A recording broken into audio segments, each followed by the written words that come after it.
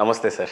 Good evening అండి. Welcome to signature studios. Thank you brother. Sriram Raju గారు అనాలా, సిరాజ్ అని అనాలా? రెండు పేర్లు చాలా మంచి పేర్లే. ఏ పేరుతో పిలిచినా నేను పలుకుతానండి. రైట్. నేను పలికినట్టుగా మీరు పలకరేమో అనేది నా ఉద్దేశం. మీరేమంటారు? అలా ఏం లేదండి. పలకగలరా?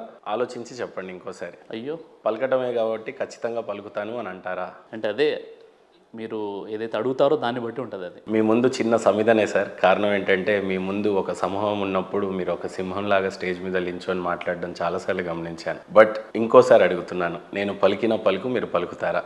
అదే అండి, మీరు పలికే పలుకులు అది సరిగ్గా నాకు అనిపిస్తే ఖచ్చితంగా నేను పలుకుతాను. శ్రీరామరాజు అని అంటేనే ఒక పక్క రాముడు కనిపిస్తూ ఉన్నాడు, ఇంకో పక్క రాజు కనిపిస్తూ ఉన్నాడు. మీ ఇంటి పేరే శ్రీరాము అన్నట్టు వినపడతా ఉంది, రాజు లాంటి మంచి పేరు.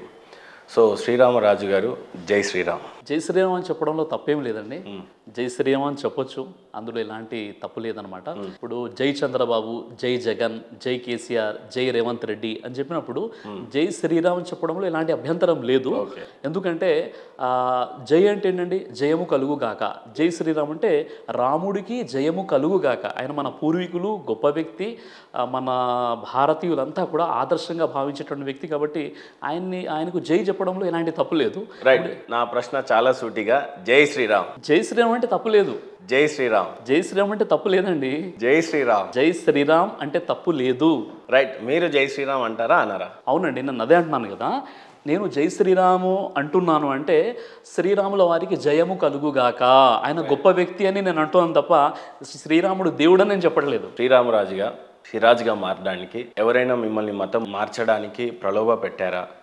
లేదా మీరే నిజదేవుడిని తెలుసుకొని మీ యొక్క మతాన్ని మార్చుకొని ఈరోజు సిరాజ్గా మారారా? మీ యొక్క సాక్ష్యం గురించి చెప్పాలి అని అంటే మీరేం చెప్తారు? మొదటి విషయం ఏంటంటే, నేను చాలా చిన్నప్పటి నుండి కూడా ధార్మికత, ఆధ్యాత్మికత భావాలు ఎక్కువగా ఉన్నటువంటి వ్యక్తిని అనమాట. నేను అన్వేషణ చేశాను.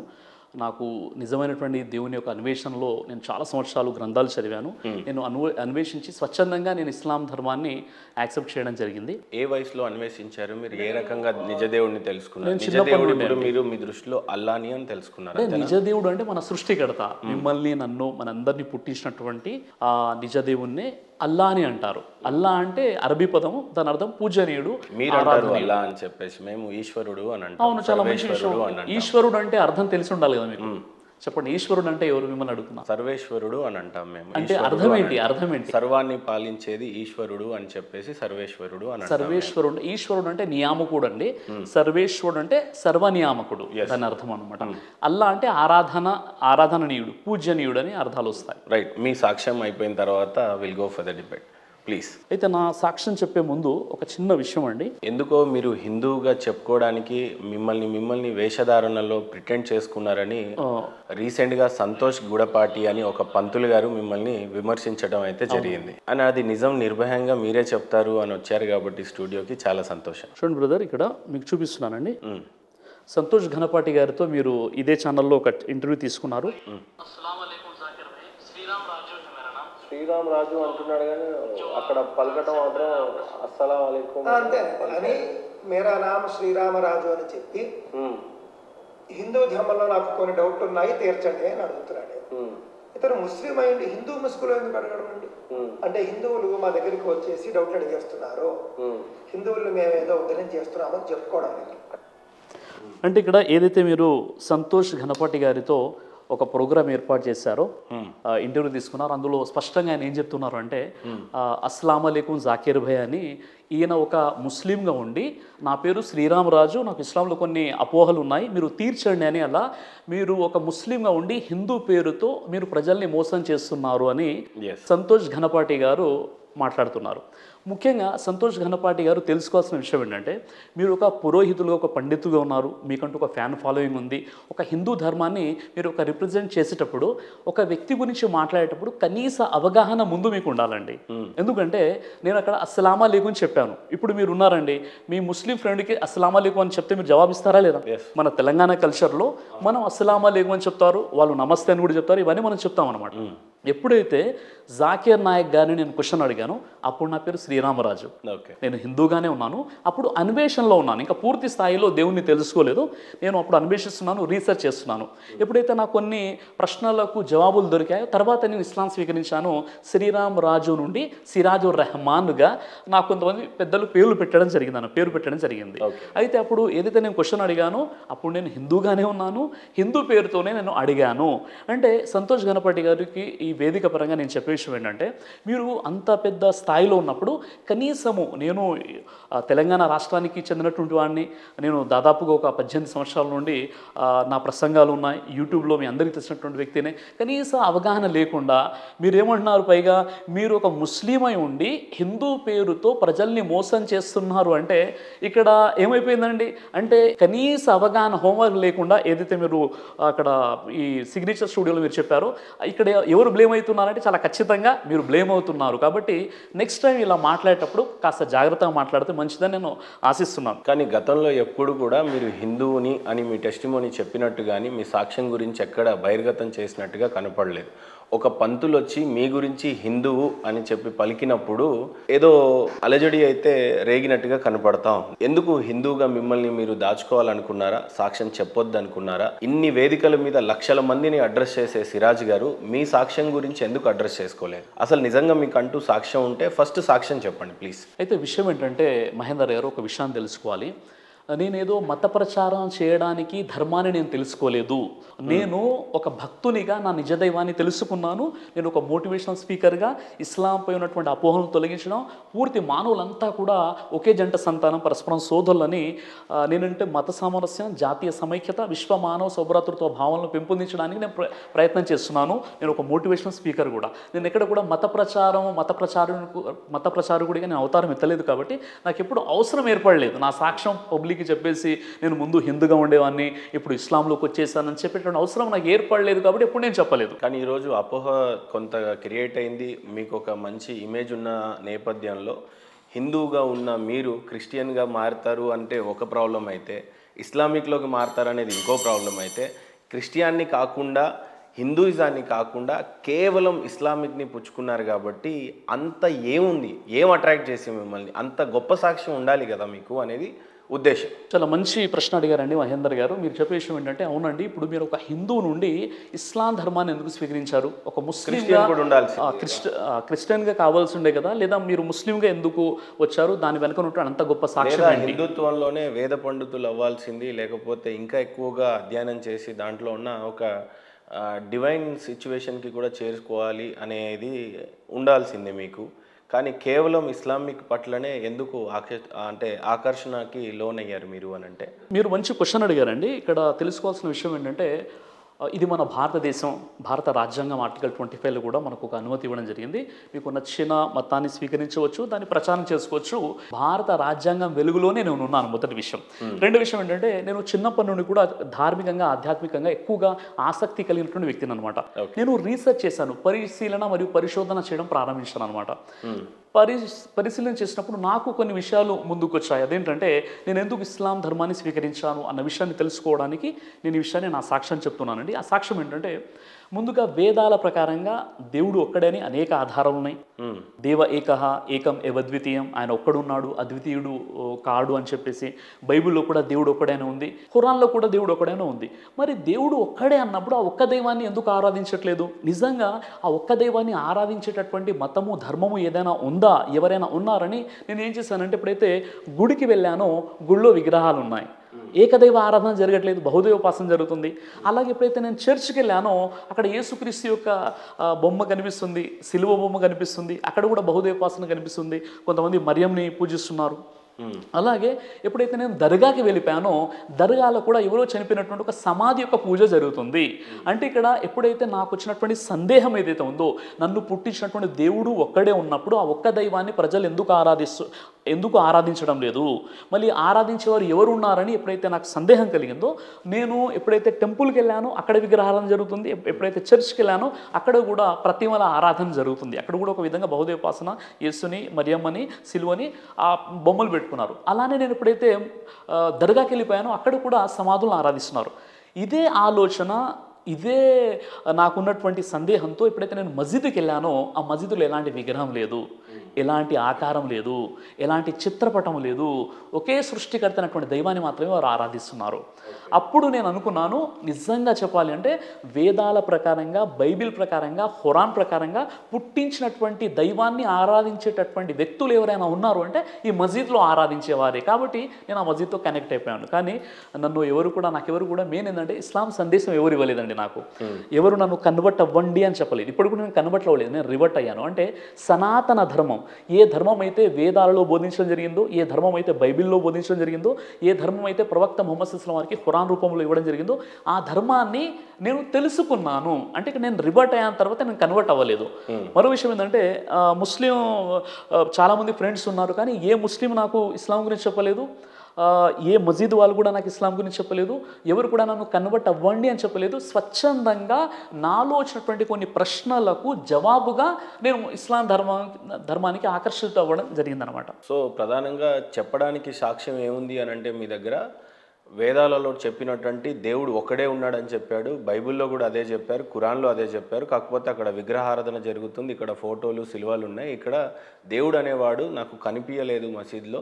కరెక్ట్గా ఏ రకంగా అయితే నేను అనుకున్నానో దేవుడిని అదే రకంగా ఆరాధన జరుగుతుంది, కాబట్టి నేను మతం మారాను అని అంటున్నారు. అంతేగాని లేఖనాలలో కానీ ఏదైనా అధ్యయనాల్లో కానీ ఎక్కడైనా మిమ్మల్ని బాగా అట్రాక్ట్ చేసి మీ సాక్ష్యాన్ని చాలా ప్రాపర్గా లాంచ్ చేయాలి అని అంటే మీరేం చెప్తారు? సరే, ఇప్పుడు నేను మళ్ళీ అదే చెప్తున్నాను, నేను ఇక్కడ మత మార్పిడి చేసుకోలేదు. నేను సనాతన ధర్మంలోనే ఉన్నాను.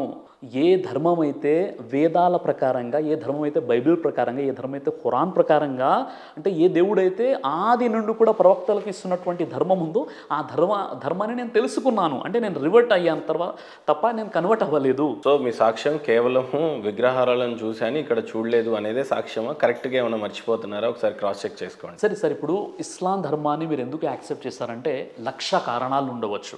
అందులో ప్రధానమైనటువంటి ఒక కారణం చెప్పాను. ఇస్లాం ధర్మంలో ముఖ్యంగా నేను ప్రారంభంలో నేను చూసిన విషయం ఏంటంటే, ఇక్కడ ఇస్లాం ధర్మంలో రాజు అయినా, రైతు అయినా, ధనవంతుడైనా, పేదవాడైనా ఒకే వరుసలో నిలబడి నమాజ్ చదువుతాడు. ఎలాంటి తారతమ్యాలు ఉండవు. అదేవిధంగా ఒకే కంచంలో అందరూ కూర్చొని భోజనం చేస్తారు. మస్జిద్లో నమాజ్ చదివేటప్పుడు అందరూ కూడా భుజానికి భుజం, పాదానికి పాదం కలిపి మస్జిద్లో నిలబడి నమాజ్ చదువుకుంటారు. అక్కడ కూడా ఎలాంటి వ్యత్యాసం అనేది మీకు కనబడదు. ఎలాంటి కులాలు, ఎలాంటి అక్కడ తారతమ్యాలు, విభేదాలు, భేదాలు అనేవి ఇస్లాంలో ఎక్కడ కూడా కనిపించవు అనమాట. అందరూ మానవులంతా సమానమే. తర్వాత నమాజ్ చేసేటువంటి విధానం ఏదైతే ఉందో చాలా అద్భుతమైనటువంటి విధానం. మనల్ని పుట్టించినటువంటి దైవాన్ని రోజుకు 5 పూటల ఆరాధించేటటువంటి విధానం, ఇవన్నీ కూడా చాలా అద్భుతమైనటువంటి విధానాలు ఇక్కడ మనకు ఇస్లాం ధర్మంలో కనిపిస్తున్నాయి. శ్రీరామరాజు అని మీ ఒరిజినల్ పేరు, ఇప్పుడు సిరాజ్గా మారారు అని అనుకుందాం. మీ అమ్మ నాన్నల పేరు ఏంటప్పుడు? సార్, మా నాన్న పేరు శ్రీరామాంజనేయులు, మా అమ్మ పేరు చంద్రకళ. వాళ్ళు ఇప్పుడు కూడా దాన్ని వాళ్ళు ఫాలో అవుతున్నారు. నేను తెలుసుకున్నటువంటి ధర్మాన్ని నేను ఫాలో అవుతున్నాను. కాబట్టి ఇప్పుడు నా ఫ్రెండ్స్ ఎవరైతే ఉన్నారో, మా మదర్ ఎవరైతే ఉన్నారో అందరు కూడా నన్ను రాజు అని పిలుస్తారు.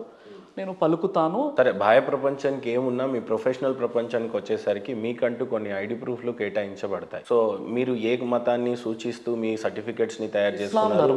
ఇస్లాంలో మీ పేరు సిరాజ్ ఉంటే మరి అమ్మ నాన్నల పేరు అదే ఉంచారా, మార్చారా? అదే పేర్లు ఉన్నాయండి. ఖచ్చితంగా యాక్సెప్ట్ చేస్తారా? అలా ఎక్కడైనా ఎక్కడ ఆపలేదా? ఏదైనా వీసా దగ్గర, ఫ్లైట్ టికెట్స్ దగ్గర అలా మీకు పేర్లు అలాంటి ప్రాబ్లం ఏం లేదు. ఓకే, అవే పేర్లు ఉన్నాయి. సో ఇప్పటికీ వాళ్ళు అదే ఉన్నారు కాబట్టి మీరు ఎప్పుడేమో ఇస్లాంని స్వీకరించారు. కాసేపు అంతే అనుకుందాం, మీరు సనాతన ధర్మం అనండి, నేను ఇస్లామీ అని అంటాను. సో ఇప్పుడు అమ్మ నాన్నలు అనేది హిందూగానే ఉన్నారు ఇంకా స్టిల్. సో వాళ్ళు నరకానికి వెళ్తారు కదండి. మరి వాళ్ళు ఏకదైవ ఆరాధన అంటే ఇప్పుడు మా మదర్ అయినా ఫాదర్ అయినా ఏకదైవ ఆరాధన, పుట్టించినటువంటి దైవాన్ని వాళ్ళు ఆరాధిస్తున్నారు. ఏకదైవ ఆరాధన చేస్తున్నారు వాళ్ళు. అంటే ఇంకా మీ అమ్మ నాన్నలు మీ దృష్టిలో విగ్రహారాధన చేస్తున్నారు, కానీ మీ దృష్టిలో వాళ్ళు ఖచ్చితంగా నరకానికి వెళ్తారు అని తెలిసి కూడా మీరు ఏ రకంగా మనోవేదన ఉంటుంది కదా, కంపల్సరీ నా తల్లిదండ్రులు పోతారు. ఇక్కడ మహమ్మద్ ప్రవక్త పీస్ ఆఫ్ ఆన్ హిమ్, ఈయనని నమ్మకపోతే ఖచ్చితంగా నరకానికి వెళ్తారు అనేది రాస్తుంది ఖురాన్లో. ఈయన ద్వారానే ఉంటుంది అనేది కూడా కొన్నిసార్లు ఉంటుంది. ఖురాన్లో మొహమ్మద్ ప్రవక్త వారిని నమ్మితేనే స్వర్గానికి వెళ్తారు, లేదంటే నరకానికి వెళ్తారు అంటే ఖురాన్లో ఎక్కడ ఉంది? నేను ఇంకోసారి రిపీట్ చేస్తున్నా, ఖురాన్లో మహమ్మద్ ప్రవక్తని ఈయనని తెలుసుకొని ఈయన ద్వారా స్వర్గానికి గేట్ దగ్గర అనుమతి ఉంటుంది ఉండదు? అది కూడా లేదు. లేదు, రెండు లేవు. మీరు చెప్పిన రెండు. నేను మళ్ళీ ఇంకోసారి అడుగుతున్నాను సార్. మీరు 10 సార్లు అడిగినా లేవు. మహమ్మద్ ప్రవక్త గారిని నమ్మి ఆయనను తెలుసుకొని ఆయన చెప్పినటువంటి బోధలను తెలుసుకొని అక్కడ గేట్ ఉంటుంది కదా, స్వర్గం యొక్క గేటు నరకం యొక్క గేట్ దగ్గర ఈయనను నమ్మి ఈయనను తెలుసుకుంటే కానీ నరకానికి కానీ స్వర్గానికి కానీ అలా లేదండి. అలా ఏం లేదు. ఖురాన్ లేదు అలా. ఓకే, ఏం చేస్తే స్వర్గ నరకాలకి దారులు ఉన్నాయని ఖురాన్ చెప్తా ఉంది? ఖురాన్లో సూరే బహరా సూర నంబర్ 2 ఆయత్ నంబర్ 62లో చాలా స్పష్టంగా ఉంది. ఏమని రాసు? ఎవరైతే అల్లాను అంతిమ దినాన్ని విశ్వసించి మంచి పనులు చేస్తారో వారికి భయము కానీ విషాదం కానీ కలిగేటటువంటి అవకాశాలు లేవు, వారు స్వర్గానికి వెళ్తారు. చాలా స్పష్టంగా ఉంది. అంటే అల్లా అన్నది అరబీ పదం అండి. అల్లా అన్న పదాన్ని మనం తెలుగులో చెప్పాలంటే దేవుడు. ఎవరైతే దేవుణ్ణి జడ్జ్మెంట్ డేని నమ్ముతారో మంచి పనులు చేస్తారో వారు స్వర్గానికి వెళ్ళిపోతారు. సార్ అసలు నాకు ఒక డౌట్ ఏంటంటే, దేవుడు ఉన్నాడు కరెక్ట్, ఒకరే దేవుడు ఉండాలి అనేది మీ సిద్ధాంతం. ఆ దేవుడి పేరు ఏంటి సార్? దేవుడు పేరు ఏంటంటే అరబ్బీలో అల్లా అంటారండి. ఓకే, ఇప్పుడు ఉదాహరణకి నేను అంటున్నాను, మీరు అన్నారు దేవుణ్ణి నమ్ముకోండి అని మిమ్మల్ని అన్నాను అనుకోండి, మీరు ఏమంటారు? వెంటనే ఏమంటారు? దేవుని నమ్ముకోండి అంటే ఏమంటారు? ఏ దేవుడిని నమ్ముకోవాలి అని అంటారు. దేవుడు అన్న పదమే సరైనదైతే ఏ దేవుడు అన్న ఆలోచన మీకు ఎందుకు వస్తుంది? అవునా కదా? దేవుడు అంటే గాడ్, గాడ్స్, గాడెస్, అవునా కదండి? తర్వాత మీరు ముందు గాడ్ ఫాదర్, గాడ్ మదర్, ఇలా ఏంటంటే బహువచనము ఏకవచనం నుండి అది ఏంటంటే మళ్ళీ బహువచనము స్త్రీలింగము, ఇలా మొత్తం మార్పు చెరుపులో గురైపోయింది. అదేవిధంగా మీరు అల్లా అన్న పదం ఎక్కడైతే చెప్తారో అల్లాలు అన్న పదం ఉండదు అక్కడ. అంటే అల్లా అంటే సృష్టికర్త అండి. అల్లా అంటే అల్లా అంటే అరబిక్ లో దేవుడిని అల్లా అని అంటారు అరబిక్ లో. తెలుగులో ఏమనాలి మరి అప్పుడు? అల్లాని దేవుడు అనాలి అంతే. దేవుడు సృష్టికర్త. అప్పుడు దేవుడికి పేరు అనేది ఏం లేదా? లేదండి, ఆరాధనకు అర్హుడు. అరబ్బుల్లో వాళ్ళు అల్లా, అరబ్బులో అంటే అరబ్బు దేశంలో ఖురాన్ అవతరించింది. అల్లా అనే పదానికి అర్థము ఆరాధనకి అర్హుడు. ఆరాధనకు అర్హుడు అంటే ఆయన ఒక దేవుడు, మనం ఆరాధిస్తే ఆరాధనకి ఆయన అర్హుడుగా ఉన్నాడు. సో మనం అరబిక్ లో అల్లా అని అంటున్నాం, తెలుగులో దేవుడు అంటే సరిపోతుంది. సర్వేశ్వరుడు, ఈశ్వరుడు, అల్లా ఇలా ఏం చెప్పడానికి లేదు. సర్వేశ్వరుడు అంటే సర్వనియామకుడు. అదేవిధంగా అల్లా అంటే సర్వేశ్వరుడు అని అంటే ఎవరు మీ దృష్టిలో? సర్వానికి ఈశ్వరుడు అనేది నా ఉద్దేశం. అవునండి. మీ ఉద్దేశంలో ఏంటి సర్వేశ్వరుడు? అంతే అనమాట, మీరు చెప్పిన విషయమే. సర్వేశ్వరుడు అంటే సమస్త నియామకుడు, ఈశ్వర్ అంటే నియామకుడు, సమస్త నియామకుడు. అల్ బారి అంటారు అరబ్బీలో, సమస్త నియామకుడు. ఇప్పుడు దైవానికి ఖురాన్ ప్రకారంగా 99 పేర్లు ఉన్నాయి. ఇప్పుడు హిందూ మతంలో కూడా చాలా పేర్లు ఉన్నాయి దైవానికి సంబంధించి, అందులో ఒక పేరు అనమాట.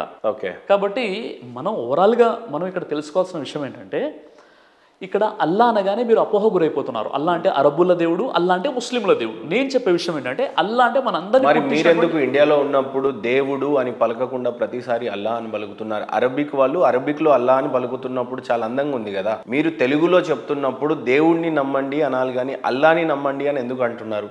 అరబిక్ నే ఎందుకు పలుకుతున్నారు? ప్రవచనాలు మొత్తం తెలుగులో చెప్తూ చివరికి దేవుడి పేరుకి రాగానే అల్లా అని ఎందుకు చెప్తున్నారు? దేవుడే అనొచ్చు కదా, ఈశ్వరుడే అనొచ్చు కదా. ఇప్పుడు మీరు ఈశ్వరుడిని నమ్మండి అని మీరు అనొచ్చు కదా, ఇదే ప్రవచించాలి కదా. కరెక్ట్ చెప్పారు మీరు. ఇక్కడ ముస్లిం ధార్మిక పండితులు, ముస్లిం ఉలమాలు, ముస్లిం స్పీకర్ చేసే పెద్ద పొరపాటు ఏంటంటే, ఒకప్పుడు అలాంటి పొరపాట్లు మేము కూడా చేశాము. ఆ విషయం ఏంటంటే, అల్లా అనేటటువంటి పదం ఎక్కడైతే వచ్చిందో అక్కడ దేవుడు, ఆరాధనకు అర్హుడు అని చెప్పాలి. అదే సంస్కృతంలో ట్రాన్స్లేషన్ చేస్తే మనకు సర్వేశ్వరుడు, సమస్త నియామకుడు అయిపోతాడు. కాబట్టి ఇక్కడ భాషాపరమైన వ్యత్యాసంతోనే మీ దేవుడు మా దేవుడు వేరు వేరైన ఆలోచనలు వస్తున్నాయి. కాబట్టి ఈ భాషాపరమైన వ్యత్యాసాన్ని మనం దూరం చేయాలి.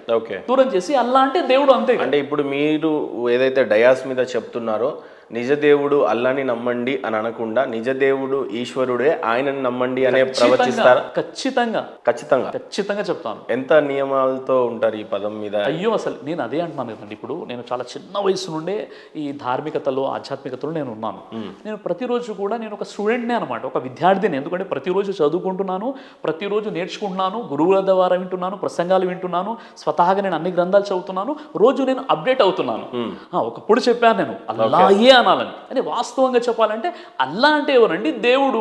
అక్కడ అరబీ భాష తెలుగులో ట్రాన్స్లేట్ చేస్తే సృష్టికర్త, ఆరాధనకు అర్హుడు, సర్వేశ్వరుడు.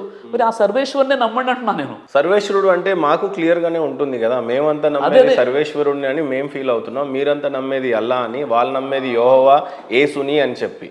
ఈ కన్ఫ్యూజన్కి మీరేం చెప్తారు? ఇప్పుడు ఇన్ని రోజులు జరిగినటువంటి పెద్ద కన్ఫ్యూజన్, ఇన్ని రోజులు జరిగినటువంటి పెద్ద పొరపాటు ఏంటంటే మీరేమంటున్నారంటే సార్ నేను మంచినీళ్ళు తాగుతాను కానీ పానీ తాగని అంటున్నారు. నేనేమన్నానంటే సార్ నాకు మంచినీళ్ళు వద్దండి, నాకు పానీ కావాలంటున్నాం. మనం ఇద్దరం ఏంటంటే అసలు మంచినీళ్ళు అంటే ఏంటి, పానీ అంటే ఏంటి అని పక్క పక్కన పెట్టుకుంటే రెండు ఒకటే అనే విషయం తెలిసింది. అప్పుడు మనం డిసైడ్ అయిపోయాము, ఇక నేను పానీ మంచినీళ్ళు అన్న భేదాన్ని పక్కన పెట్టేసి అదేంటో దాన్ని చూద్దాం అనుకున్నాం.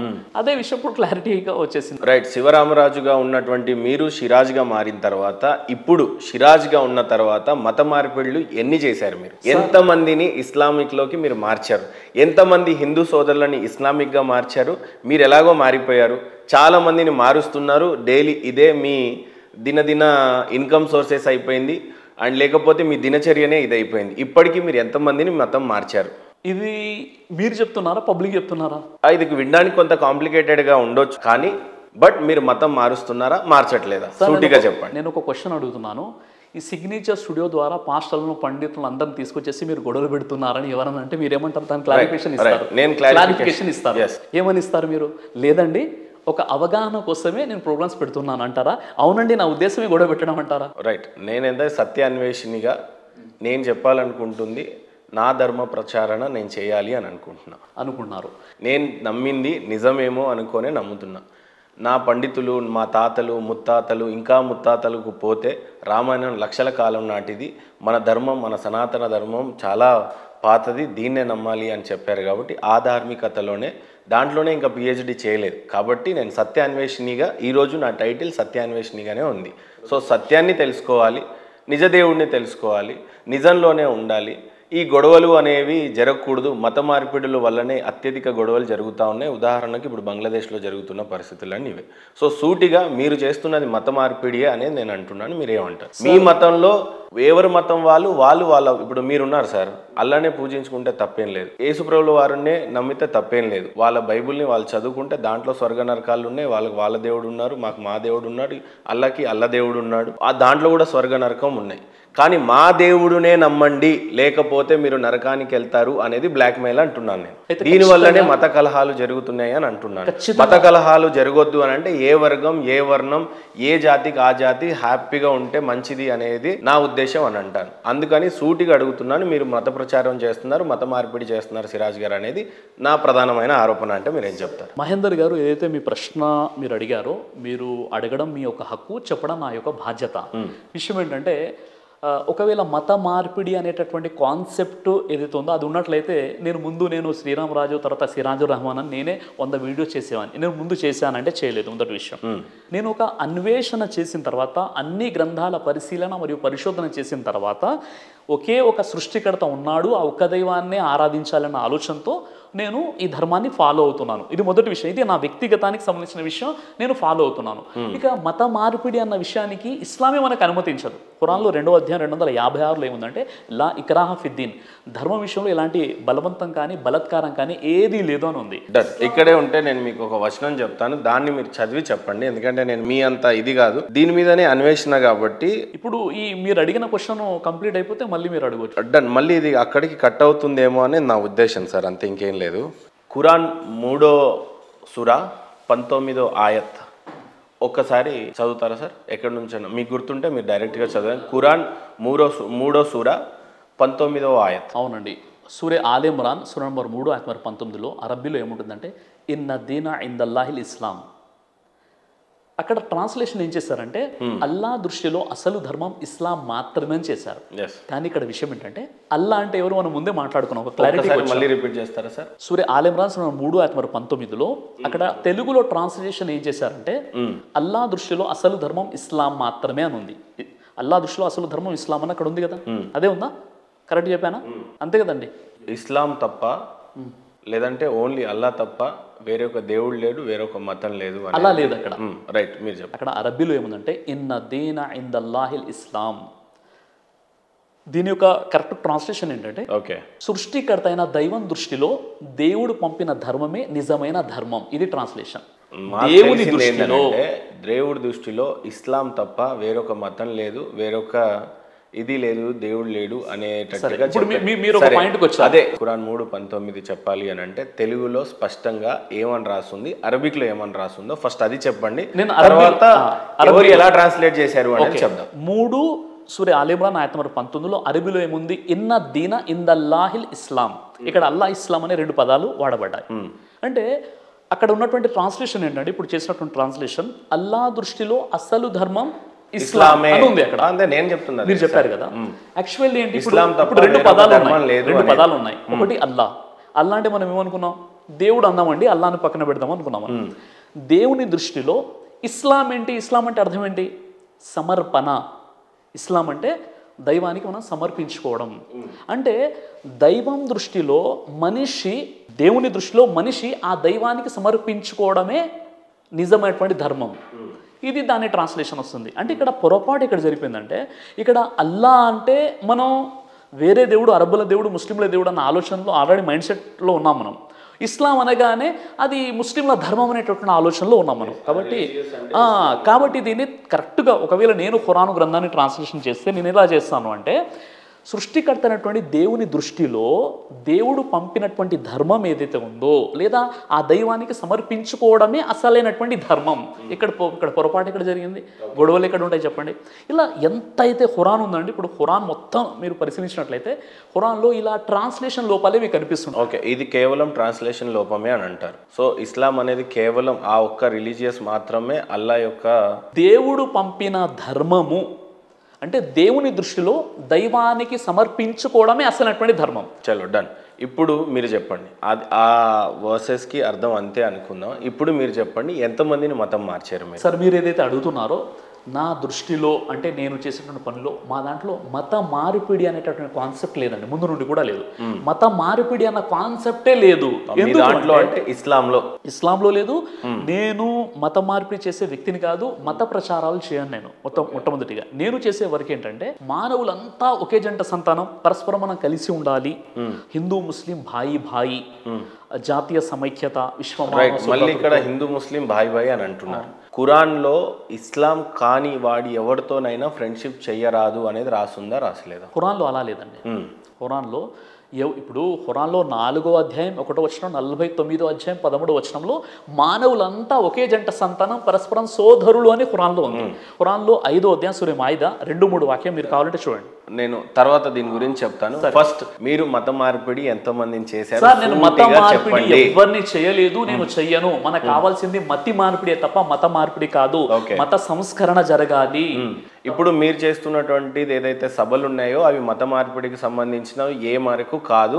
నిజ దేవుడు అల్లాని తెలుసుకోండి, ఆయన ద్వారానే మాత్రమే మీకు స్వర్గం ఉంది, లేదంటే నరకంలో అది కూడా కాదు అనేది మీరు బోధించట్లేదు. అలా బోధించట్లేదు.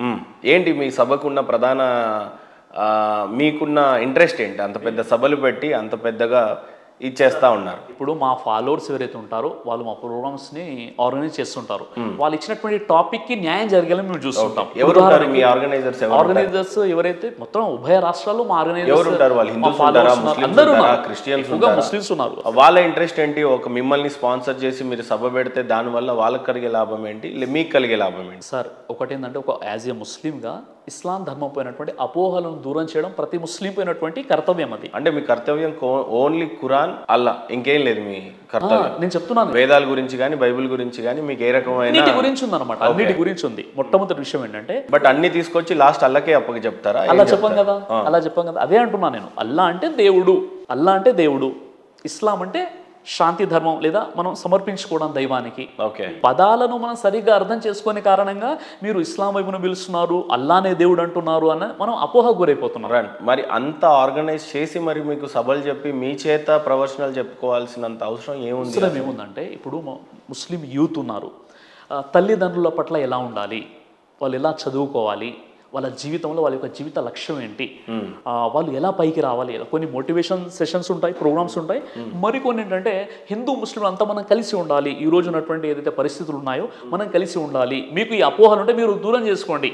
ఇప్పుడు మీరు ఖురాన్ నుండి ఒక ఆయత్ నాకు చదివి వినిపించారు, నాకు ఒక అపోహ ఉందని చెప్పారు, దానికి నేను సమాధానం ఇచ్చాను. అలా ఆ విధంగా ప్రోగ్రామ్ జరుగుతూ ఉంటాయి, నన్ను పిలుస్తుంటాను, నేను వెళ్తుంటాను తప్ప ఎక్కడ కూడా మత మార్పిడి అన్న కాన్సెప్ట్ మా దగ్గర లేదండి. ఓకే. మేము చేసేది మతి మార్పిడి. అంటే మీరు కరెక్ట్గా మీ యొక్క ఆలోచన ఏదైతే నెగిటివ్ ఉందో దాన్ని పాజిటివ్లోకి మీరు మార్చుకోండి, మనమంతా కలిసి ఉండాలి. అంటే మీ దృష్టిలో నిజదేవుడు అల్లా కాదు, అల్లాని తెలుసుకోండి అనేది కాదు మీ కాన్సెప్ట్? నా కాన్సెప్ట్లో మనందరినీ పుట్టించినటువంటి దేవుడు, ఆ దేవుణ్ణి అల్లా అంటారు. ఆ దేవుని మీరు ఈశ్వరుడు అని చెప్పండి, ఆ దేవుని మీరు యెహోవా అని చెప్పండి, ఆ దేవుని మీరు గాడ్ అని చెప్పండి, క్రియేటర్ అని చెప్పండి. అల్లా అనేది ఇంకా లేదు, అల్లా అనేది ఉంది. అరబిక్ పదం ఇంకా ఇక్కడ నుంచి వాడరు మీరు. ఇక్కడ నుండి వాడని నేను చెప్పట్లేదు. వాడుతూ దాని మీద ఉన్నటువంటి అపోహలను దూరం చేస్తానంటున్నాను. నేను అల్లా అన్న పదం వాడినప్పుడు ఆ అల్లా పోయినటువంటి అపోహను దూరం చేస్తాను. అల్లా అంటే మనందరి సృష్టికర్త, మనందరి దేవుడు. సో స్పష్టంగా సిరాజ్ గారు చెప్తుంది ఏంటంటే, నేను మత మార్పిడి చెయ్యలేదు, చెయ్యను. నాకు అవసరం లేదు. మత మార్పిడి కాదండి, మత సంస్కరణ అవసరము, మతి మార్పిడి జరగాలి తప్ప మత మార్పిడి అవసరం లేదు మన భారతదేశంలో. సో మీరు మత మార్పిడి అనేది చేయలేదనే చాలా స్పష్టంగా చెప్తున్నారు మీరు. ఖచ్చితంగా మీ మోటో ఎట్టి పరిస్థితుల్లో ఇస్లాం ధర్మాన్ని స్వీకరించండి అనేది కానే కాదు, అసలు మనుషులంతా ఒకటే అని చెప్పాలనేదే మీ కాన్సెప్ట్. మెసేజ్ నిజ దేవుడు ఒక్కడే అని, ఆ ఒక్కడినే ఆరాధించాలి మనం అంతా, ఆయన పేరు దేవుడు అంతే. కేవలం ఒక్క దేవుణ్ణి ఆరాధించాలి, ఆ ఒక్క దేవుడు అన్న కాన్సెప్ట్ కాదండి. మనం మంచి పనులు చేయాలి, సత్కార్యాలు చేయాలి, సమాజంలో ఒక భారత పౌరుడిగా మనం ఎలా ఉండాలి, మన బాధ్యతలు ఏంటి, పొరుగువాడు ఆకలిగా ఉంటే తాను మాత్రం కడుపు నిండా భుజిస్తే ఆ వ్యక్తి విశ్వాసీ కాడు అని ప్రవక్త ముహమ్మద్ సల్లల్లాహు అలైహి వసల్లం చెప్పారు. మరి ఎందుకు బయట సిరాజ్ గారు తన స్వార్థం కోసం దొంగ పాస్టర్లని, దొంగ పంతులని తీసుకొచ్చి వాళ్ళకు వేషధారణ వేసి ముస్లిం సోదరులకే పండితుల వేషం వేసి ఆయననే ఓడిపోయేలా చేసి, మీకు నచ్చినటువంటి ప్రశ్నలు వేదాల్లో నుంచి తీసుకొని ఆయన ఏదో ఓడిపోయి మీకేదో శిరస్సు వంచి నమస్కారం తెలియజేస్తూ సిరాజ్ గారు ఇది నిజమే అని చెప్పి దొంగ పండితులను సృష్టించారు అనేది మీ మీద ప్రధానమైన ఆరోపణ వస్తూ ఉంది. రీసెంట్గా పండిత్ గారు కూడా మీ గురించి ఇదే ప్రధానంగా ఆరోపించారు. ఆయన ఏదో ఒక రాష్ట్రానికి చెందినటువంటి వ్యక్తి, ఆయన ఇక్కడికి వచ్చాడు, నన్ను సిరాజ్ గారు డబ్బులు ఇచ్చి ఈ రకమైన వేషం వేశారు అనే రకమైనట్టుగా మీ మీద వాదనలు చేశారు. మరి దానికి మీరు ఏ రకంగా సమర్థించుకుంటారు? ఇప్పుడు ప్రధానంగా సంతోష్ ఘనపాటి గారికి సంబంధించినటువంటి ఒక విషయాన్ని మనం తెర మీదకి తీసుకొచ్చాము. అదేంటంటే, నాకు సంబంధించినటువంటి కరెక్ట్గా హోంవర్క్ చేయకుండా, నా గురించి తెలుసుకోకుండా, ఈయన ముస్లింగా ఉండి హిందూ పేరుతో ప్రశ్నలు అడిగి హిందూ సమాజాన్ని మోసం చేస్తున్నాడు అని నిజంగా పాపం ఆయన మోసపోయాడు. ఆయన నన్ను ఏం చెప్పాడు, ఈయన ఒక పెద్ద కామెడియన్ చెప్పాడు. కానీ ఇప్పుడు నిజంగా ఇవి నా సాక్ష్యం విన్న తర్వాత ఇప్పుడు కామెడియన్ ఎవరన్నది మీరు నిర్ణయించాలి. రెండో విషయం ఏంటంటే, ఆయన మీకు ఏం చెప్పారు అంటే, ఈయన ఫేక్ పండితులతో ఈయన డిబేట్ చేస్తుంటారని చెప్పారు. అసలు ఆ విషయం కూడా తెలుసుకోవాలి కదండి. ఇస్లాంలో ఒక విషయం ఉందండి, వహూలు కౌలన్ సదిదా, సత్యం చెప్పండి, సత్యంపై స్థిరంగా ఉండండి, దేవుని సహాయం మీకు ఉంటుంది, అబద్ధం చెప్పాల్సిన అవసరం మాకు లేదు. ఇప్పుడు చూడండి, ఆయన ఏదైతే ఆరోపణ చేశారో, ఈయన సిరాజ్ గారి సభలలో హిందూ పండితుల వేషాలు వేసుకొని వస్తారు, వాళ్ళు ముస్లింలే అయి ఉంటారు. చివరికి వచ్చేటటువంటి హిందువులు ఎవరైతే ఉన్నారో, అయ్యో మా పండితుడు, మా పురోహితుడు వచ్చేసి సిరాజ్ గారి ముందు ఏం మాట్లాడలేదండి అన్న భావన తీసుకొస్తారు. ఆయన సరెండర్ అయిపోయాడు. నిజంగానే వేదాలకు అంత పట్టు లేదు, వాయు పట్టు లేదు, మొత్తం అంతా ఖురాన్కే ఫైనల్ కంక్లూడ్, ఖురానే దమ్మున్న గ్రంథంగా అని ఎవరు చెప్తున్నారు?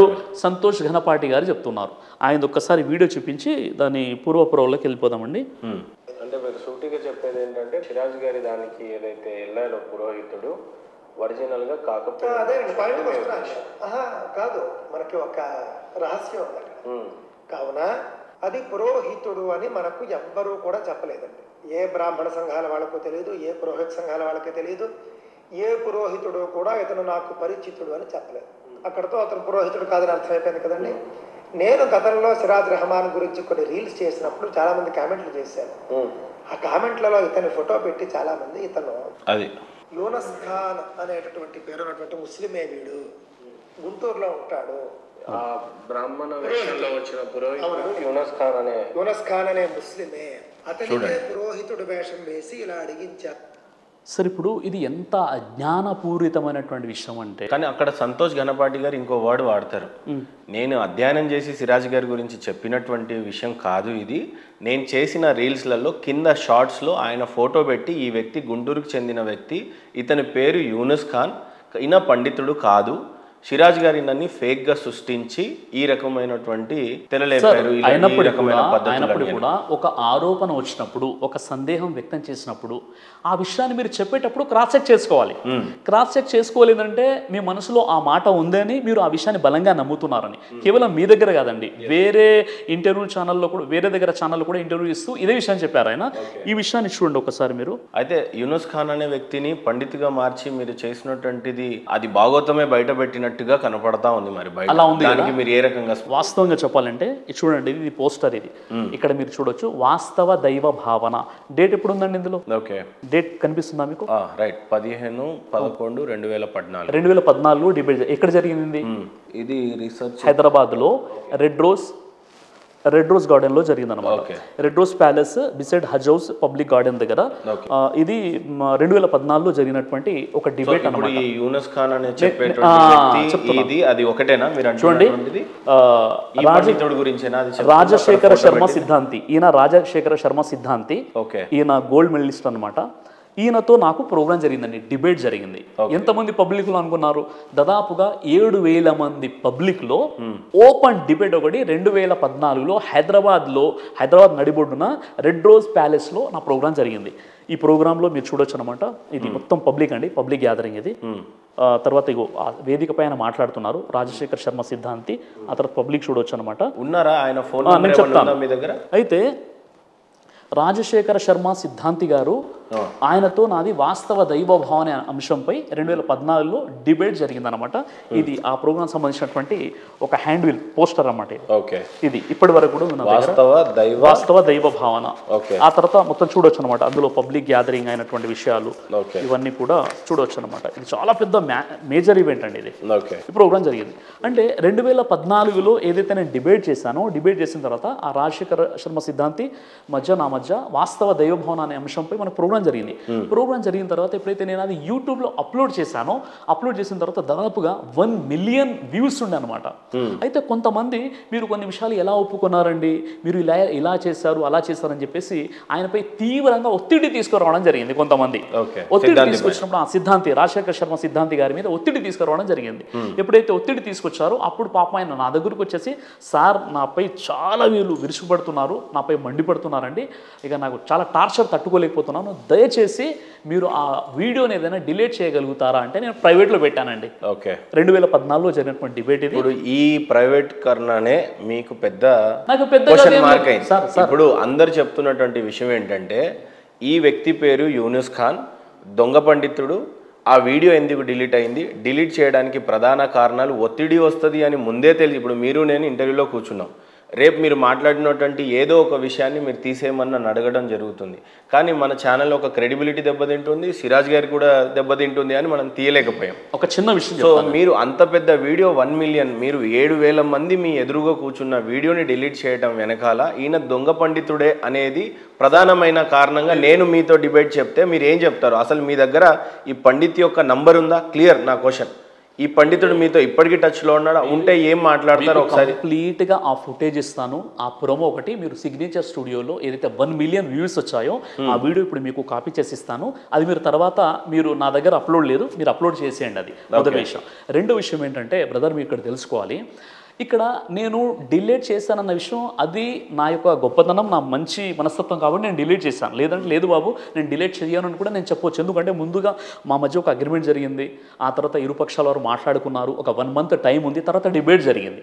ఇంతమంది మధ్యలో డిబేట్ జరిగినప్పుడు మీరు వీడియోని డిలీట్ చేశారు అని అంటే మీరు ఇక్కడ ఏదో ప్రధానంగా దాస్తున్నారు అనేదే మీ మీద వస్తున్నటువంటి ప్రధాన ఆరోపణ. అది ఇప్పుడు మీరు నన్ను అడుగుతున్నారు. ఆయన చెప్పిన విషయం ఏంటంటే ఎంత పచ్చి అబద్ధము. సంతోష్ ఘనపాటి గారు చెప్పిన విషయం ఏంటంటే ఈయన పుట్టుకతోనే ఈయన ఒక బైబర్త్ ముస్లిము, ఈయన పేరు మొహమ్మద్ యూనస్, ఈయనని ముస్లిం వేషం వేసుకొని తీసుకొచ్చి ఇక్కడ కూర్చోబెట్టి డిబేట్ చేశారు అన్న విషయం ఎంత దారుణమైన విషయం అండి.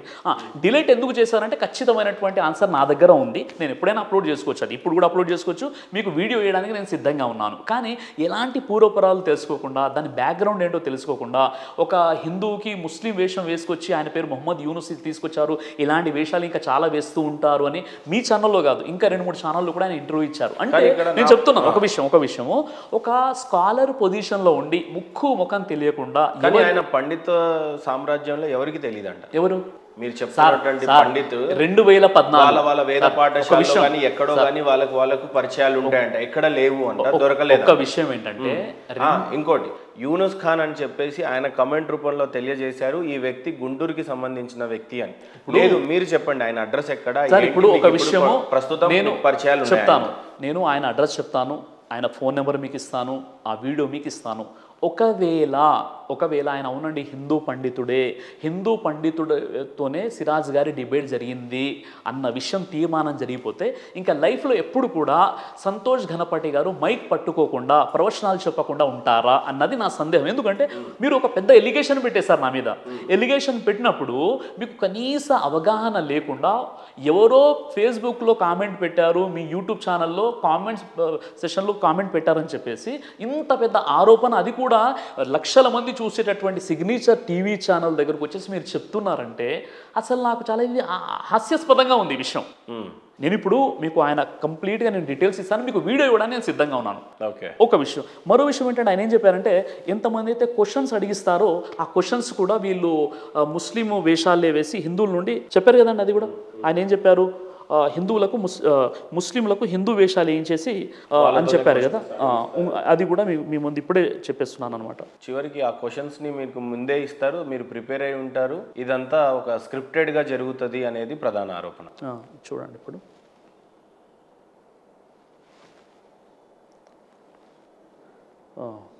ఇది చూడండి బ్రదర్, ఇక్కడ ఇది ప్రోగ్రామ్ ఎప్పుడు జరిగిందని డేట్ చూడండి. ఓకే 2014 2014లో ఈ ప్రోగ్రామ్ జరిగింది. ఇది కరీంనగర్లో జరిగింది. మహాప్రవక్త మొహమ్మద్ సల్లం టాపిక్ అనమాట. ఇది 10,000 మంది గ్యాదరింగ్లో జరిగిన ప్రోగ్రామ్ ఇది. ఈ ప్రోగ్రామ్ యొక్క పబ్లిక్ చూడండి. ఇక్కడ ఏమన్నాడు ఈయన స్వామీజీ, అంటే స్వామీజీ వేషం వేసుకొని ఉన్నారు. ఓకేనా, ఇది పబ్లిక్ చెప్తాను. ఈ పబ్లిక్ ఇది చూడండి, ఒక విషయం ఇది చూడండి. ఈయన ఎవరో నాకు తెలియదండి, జమ్మికుంట నుండి వచ్చాడు. ఈయన వచ్చేసి మా ప్రోగ్రామ్ ఎలా ఉంటుందంటే ప్రోగ్రామ్ టైంకి మేము వెళ్తాము, మిగతా మా ఆర్గనైజర్స్ మొత్తం కూడా చూసుకుంటారు ప్రోగ్రామ్. ఆ స్టేజ్ మీద కనీసం ఈయన నేను కలవలేదు, అంటే కిందికి వచ్చి నేను కలవలేదు. ఈయన పబ్లిక్లో నుండి ఒక క్వశ్చన్ వేశారు నాకు. క్వశ్చన్ వేసి నాకు ఉన్నటువంటి జ్ఞానంలో నేను సమాధానం చెప్పాను. ఆ తర్వాత వేదికపై వచ్చేసి ఆయన ఖురాన్ తీసుకోవడం జరిగింది. ఆయన మీ వేదికపై పిలిచాము, అంతవరకే తప్ప ఆయన ఎవరో నాకు తెలియదు. ఈ వ్యక్తిని, హిందూగా ఉన్నటువంటి వ్యక్తిని ముస్లింగా వేషం వేసి మీరు తీసుకొచ్చారు అన్న ఆరోపణ ఏదైతే ఉందో, ఇప్పుడు ఈ వ్యక్తికి సంబంధించి ఇక్కడ పక్కన ఉన్నారు కదా, ఈయన పక్కన ఉన్నటువంటి వ్యక్తి పేరు జమీలో ఏదో ఉందండి, వీళ్ళ ఇంటి దగ్గర ఉంటారు జమ్మికుంటలో ఆయన. ఇప్పుడు ఈ వ్యక్తి ఒక అడ్రస్ ఉంది, ఇప్పుడు కూడా ఆయన హిందూగా ఉన్నాడు, ఎప్పుడు కూడా అదే వేషధారణలో ఇలా ఉంటాడు ఆయన ఎవరో మాకు తెలియదు. ఈ విషయం చూపించి సంతోష్ ఘనపాటి గారు అంటే ఒక ముస్లింకి హిందూ వేషం వేయించేసి సిరాజుర్ రహమాన్ సభలో ఆయన ఇలా క్వశ్చన్ అడిగిస్తాడు అని చెప్పడం ఎంత అజ్ఞానం, ఎంత అవివేకంతో కూడుకున్న విషయం. ఇప్పుడు యూట్యూబ్లో కూడా ఉందన్నమాట ఇది. అంటే ఇలాంటి ఆరోపణలు చాలా చీప్ ట్రిక్స్ అనమాట ఇవి, దాని తప్ప ఇంకా మరో విషయం ఏం లేదండి. దీనికి సంబంధించి ఏంటంటే ఇలా ఎంతమంది అయితే మా ప్రోగ్రామ్స్లో వస్తారో, కొంతమంది అయ్యప్ప మాల ధరించి క్వశ్చన్ అడుగుతారు, దుర్గామాత మాల ధరించి క్వశ్చన్ అడుగుతారు, కొందరు పండితుల వేషంలో వచ్చేసి మమ్మల్ని క్వశ్చన్ అడుగుతారు. ఎవరు క్వశ్చన్ అడిగినా ఓపెన్ Q&A సెషన్ ఉంటుందన్నమాట. మీరు కూడా అదే వేషం అంటున్నారు ఇప్పుడు. వాళ్ళు ఏ వేషంలోనైతే వస్తారు అంటే వాళ్ళు అయ్యప్పలు ఉంటే అయ్యప్పలు, అంటే ఎవరైతే ఆ ప్రోగ్రామ్స్కి వస్తారో వాళ్ళు మమ్మల్ని క్వశ్చన్స్ అడుగుతారు తప్ప అది వీళ్ళు ప్రిపేర్ చేసి. ప్రధానంగా ఈ డిబేట్లో ఏదైతే వీడియో డిలీట్ అయిందో సిరాజ్ గారు, ఆ డిబేట్లో కూర్చున్నటువంటి పండిత్ గారు మీతో టచ్లో ఉంటే ఏమన్నా ఫోన్ మాట్లాడగలుగుతారా ఇప్పుడు సిగ్నేచర్ స్టూడియోస్ వేదికగా? ఇప్పుడు లేదండి, నేను ఫోన్ మాట్లాడగలరా? ఆయన దగ్గర ఆయన నెంబరు మీకు ఇస్తాను, మీరు మాట్లాడుకుందరు. కానీ ఆయన ఇప్పుడే మాట్లాడడానికి సార్ మొత్తం వీడియో అది ప్రైవేట్ లో ఉంది, డిలీట్ చేయలేదు. ఒక విషయం వినండి, నిజంగా మీకు టచ్ లో ఉంటే మాట్లాడడానికి ఎందుకు? ఈ వీడియో కొన్ని వేల మంది దగ్గర ఉంది. మా ప్రాబ్లం వీడియో కూడా కాదు సార్. ఇప్పుడు ఆ పండితుడు నంబర్ ఉంటే మాట్లాడడానికి ఏముంది? మహేంద్ర ప్రశ్న అడిగాడు లైవ్ లో, నన్ను ఈ పండితుడు సంతోష్ ఘనపాటి గారు ప్రధానమైన ఆరోపణ చేసింది ఏంటంటే ఆ వ్యక్తి ఒరిజినల్ కాదని. ఆ డిబేట్ లో కూర్చున్నటువంటి పండితుడు ఒరిజినల్ కాదని. ఇప్పుడు ఆ పండితుడికి ఒక ఫోన్ చేసేస్తే ఈ డిబేట్ అయిపోతుందేమో అని నా ఉద్దేశం. అది లేదు, ఇప్పుడు మీ దగ్గర మొత్తం కంప్లీట్ వీడియో ఉందండి. ఆ వీడియో మీరు ఇక్కడ వీడియో గురించి కూడా కాదు సిరాజ్ భాయ్, నాకు అర్థమైంది ఆ విషయం ఏంటి. ఆయన వస్తారు, మీ ఛానల్కి వస్తారు ఆయన. నేను చెప్తాను, మీ ఛానల్కి వచ్చిన తర్వాత మీరు ఆయనతో ఇంటర్వ్యూ తీసుకుందరు. కానీ మీరు ఇంటర్వ్యూ తీసుకోండి. ఇప్పుడు సార్ ఆ వీడియో డిలీట్ చేయలేదు, ప్రైవేట్లో ఉంది. కొన్ని వేల మంది ఆల్రెడీ ఆ వీడియో చూశారు. కొన్ని వేల మంది దగ్గర ఆ వీడియో క్యాసెట్స్ ఉన్నాయి. అది కొత్త విషయం ఏం కాదు. హైదరాబాద్ నడిబొడ్డున నాంపల్లిలో జరిగినటువంటి డిబేట్ అది, వాస్తవ దైవభావన అంశం అది. 7,000 మంది పబ్లిక్లో జరిగిన ప్రోగ్రామ్ అది. అలాంటి ప్రోగ్రామ్ గురించి పూర్వపురాలు తెలుసుకోకుండా ఆయన వేషాలు వేసి తీసుకొస్తారన్నది ఆయన అజ్ఞానంపైనే వదిలేస్తున్నాను. రైట్.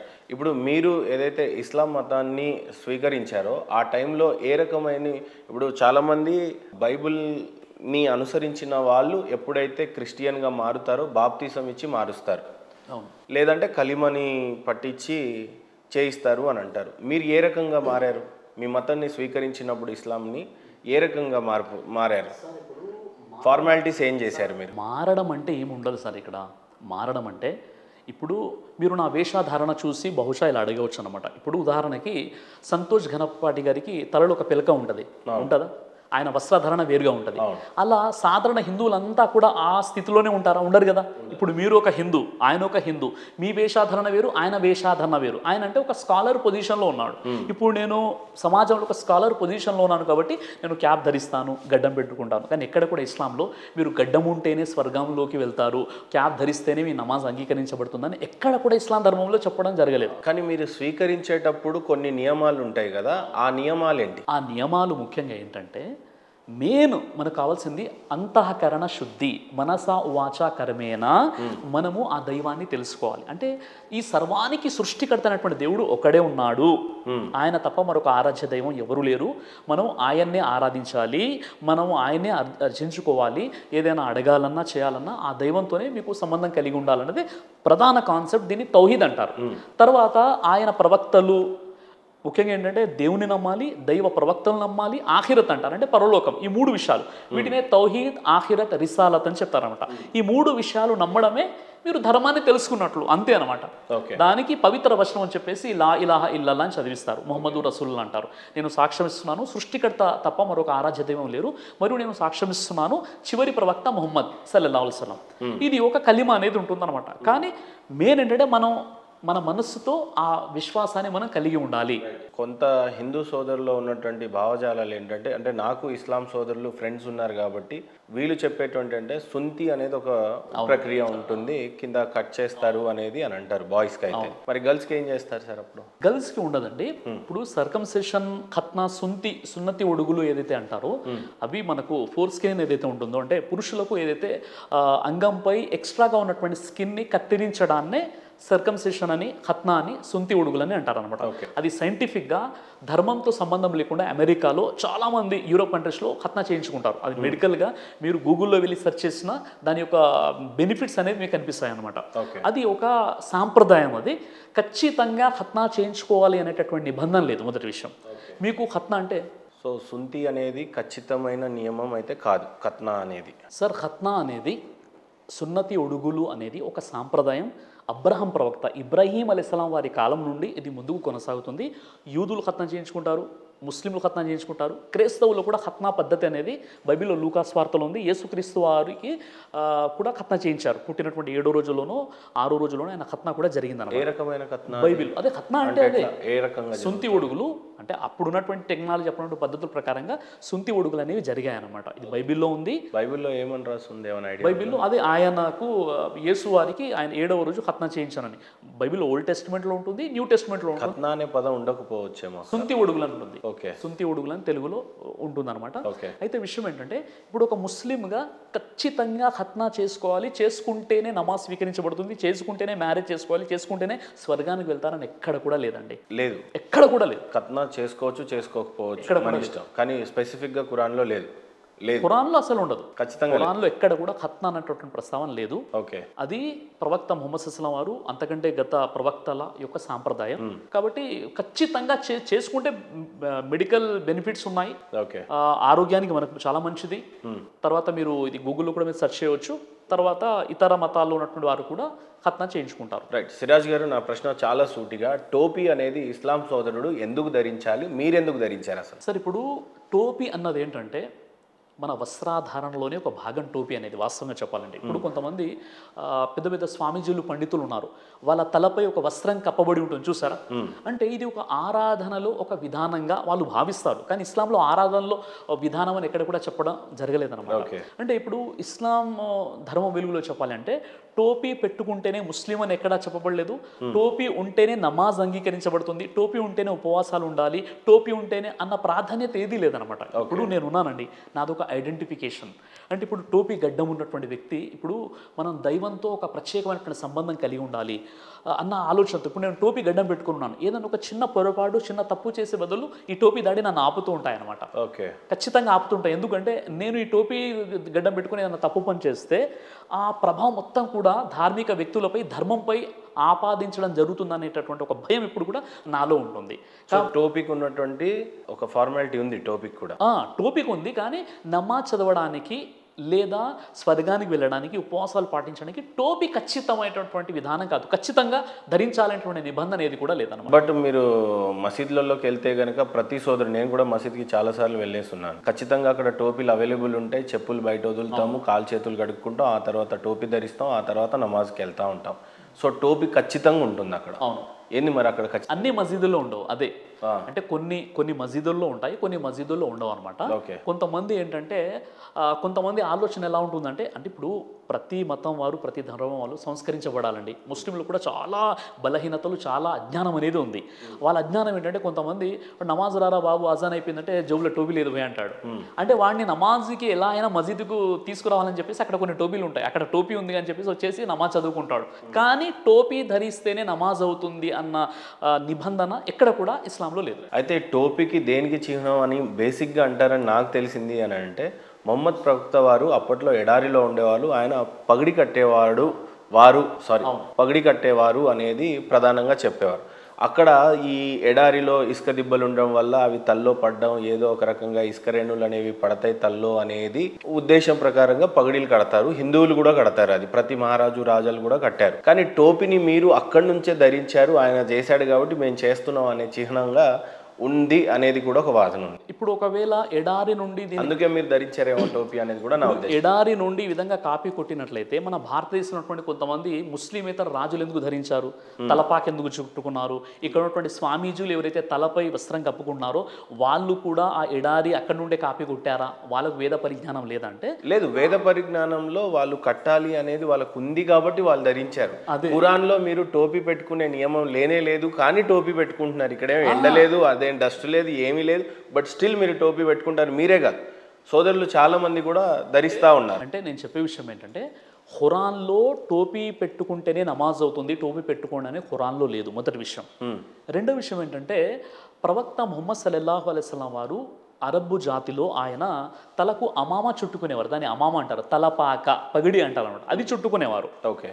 అంటే ఇది కేవలము ఆ అరబు దేశంలో ఎడారికి ఆ ఇసుక మొత్తం చెవుల్లో లేదా తలలో పడకుండా దీన్ని ధరించారన్నది సరైనటువంటి విషయం కాదు. అది ఓకే. అది ఏంటంటే ఒక భక్తి భావంతో, ఒక ఆరాధన ఉద్దేశంతో అలాంటి భావాలు మనుషులు వస్తాయి.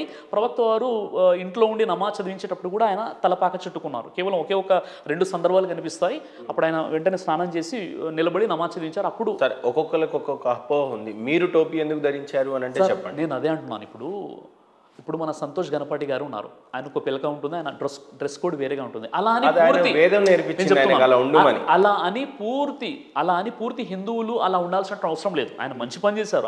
ఆయన వేదం చదివాడు కాబట్టి, వేదంలో వస్త్రధారణ ఎలా ఉండాలో చెప్పింది కాబట్టి, పంచగట్టుకుంటే బ్లడ్ సర్క్యులేషన్ బాగా జరుగుతుంది, పైంట్ వేసుకున్నాం కాబట్టి ఇది దేవుడికి నచ్చదు అని వేదంలో ఉంది అని ఆయన పంచగడతాడు. అంటే డి విటమిన్ లాంటివి పోవడానికి కొంత వస్త్రం పక్క వదిలేసి లెఫ్ట్ సైడ్ వేసుకుంటారు అనేది ఆయన వాదన. నేను అడిగాను ఆ ప్రశ్న. నేను చెప్పడంలో కొద్దిగా ఇక్కడ మిస్కమ్యూనికేషన్ ఏమైపోయిందంటే, ఈరోజు ముస్లిం సమాజం టోపీకి ఎంత అయితే ఇంపార్టెన్స్ ఇస్తుందో అంత ఇంపార్టెన్స్ మాత్రం టోపీకి లేదు. కానీ ధరించడం మంచి విషయమే, ఎందుకంటే ప్రవక్త ముహమ్మద్ సల్లల్లాహు అలైహి వసల్లం వారి యొక్క సాంప్రదాయము అది. నేను చెప్పాలనుకున్న విషయం ఏంటంటే, ఇది ఉంటేనే నమాజ్ అవుతుంది, ఇది ఉంటేనే ముస్లిం అన్న విషయాలు ఏవైతే సమాజంలో, ముస్లిం సమాజంలో కూడా వ్రేళ్ళూనుకొని ఉన్నాయో ఈ అపోహను దూరం చేస్తున్నారు. కానీ నా ఉద్దేశం ఏంటంటే, మీరెందుకు టోపీ ధరించారు అనేది మీకు వ్యక్తిగతం ఉంటుంది కదా. నేను ఎందుకు ధరించాలనుకున్నాను, అందుకే నేను టోపీ ధరించాను. గడ్డం ఉంది, దైవ ప్రవక్త వారి సాంప్రదాయం, ఋషుల సాంప్రదాయం. ఇప్పుడు ఎంతమంది అయితే మన ఋషులు వచ్చారో ఆ ఋషులందరూ కూడా గడ్డం పెట్టేసుకున్నారు చాలా వరకు. ప్రవక్తలు కూడా గడ్డం పెట్టుకున్నారు, మహాప్రవక్తలు గడ్డం పెట్టుకున్నారు. మహాప్రవక్తలు చెప్పారు మీరు గడ్డం పెట్టుకోండి అని. మా దృష్టిలో ఋషువులే ముందొచ్చారు, తర్వాతనే ప్రవక్తలు వచ్చారు అనేది మా అంచనా. సార్ ఋషులు అంటే ఏంటి, ప్రవక్తలు అంటే ఏంటి? ఓకే, మేము హిందువులో మా దేవుళ్ళలో ఋషులే వాళ్ళని దేవుళ్ళని ఆరాధించారు, మా దేవుళ్ళని ఆరాధించారు. ప్రవక్తలు అనేది ఖురాన్లో అల్లాహ్ని ఆరాధించారు అనేది. దేవుడు నా దేవుడు ఇద్దరు దేవుడు వేరు వేరా? వేరు వేరు అనేదే మీరు ఇన్ని రోజులు ప్రవచిస్తుంది. మరి అల్లా ఇస్లామిక్ వేరు, బైబుల్ జీసస్ వేరు. ఇన్ని రోజులు చెప్పడంలో చెప్పే విధానంలో ఏదైనా పొరపాట్లు జరిగి ఉండవచ్చు. ఇప్పుడు నేను మీకు ఏం చెప్తున్నానంటే, ఏ దేవుడైతే మిమ్మల్ని పుట్టించాడో అదే దేవుడు నన్ను పుట్టించాడు, అదే దేవుడే సమస్త మానవుల్ని పుట్టించాడు.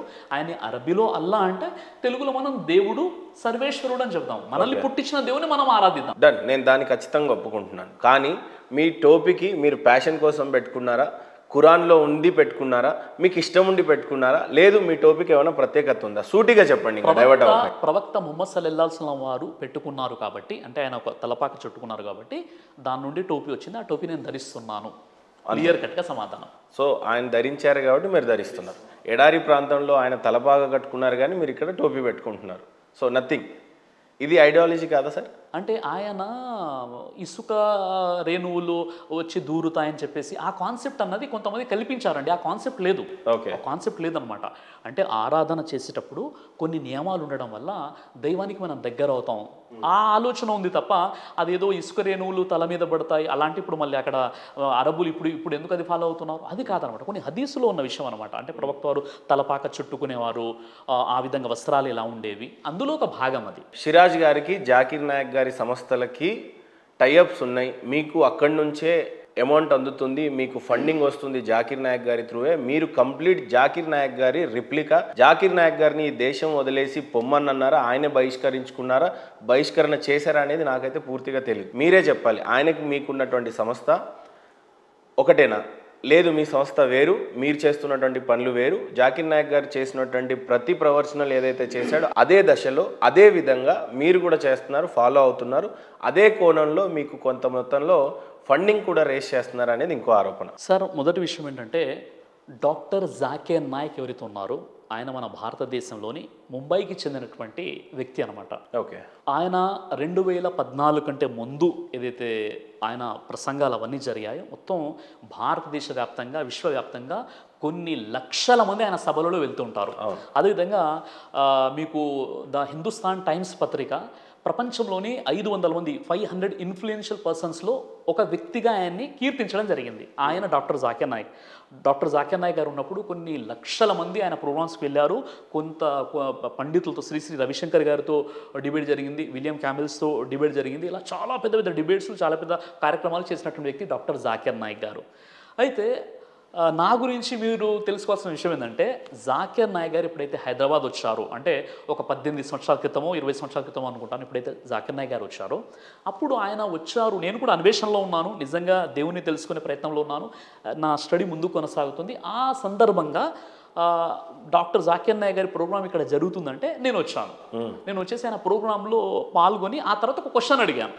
దాని తర్వాత ఒక 2 సందర్భాల్లో ప్రోగ్రామ్స్లో ఏదో అక్కడ, ఎందుకంటే ఇప్పుడు జాకిర్ నాయక్ నన్ను గుర్తుపట్టారు, జాకిర్ నాయక్ దగ్గర నేను ట్రైనింగ్ తీసుకోలేదు, జాకిర్ నాయక్తో ఎలాంటి ప్రత్యేకమైన సంబంధాలు లేవు, జాకిర్ నాయక్తో ఫండింగ్ అసలే లేదు. గమ్మత్తైన విషయం ఏంటంటే జాకిర్ నాయక్ నన్ను గుర్తుపట్టారు.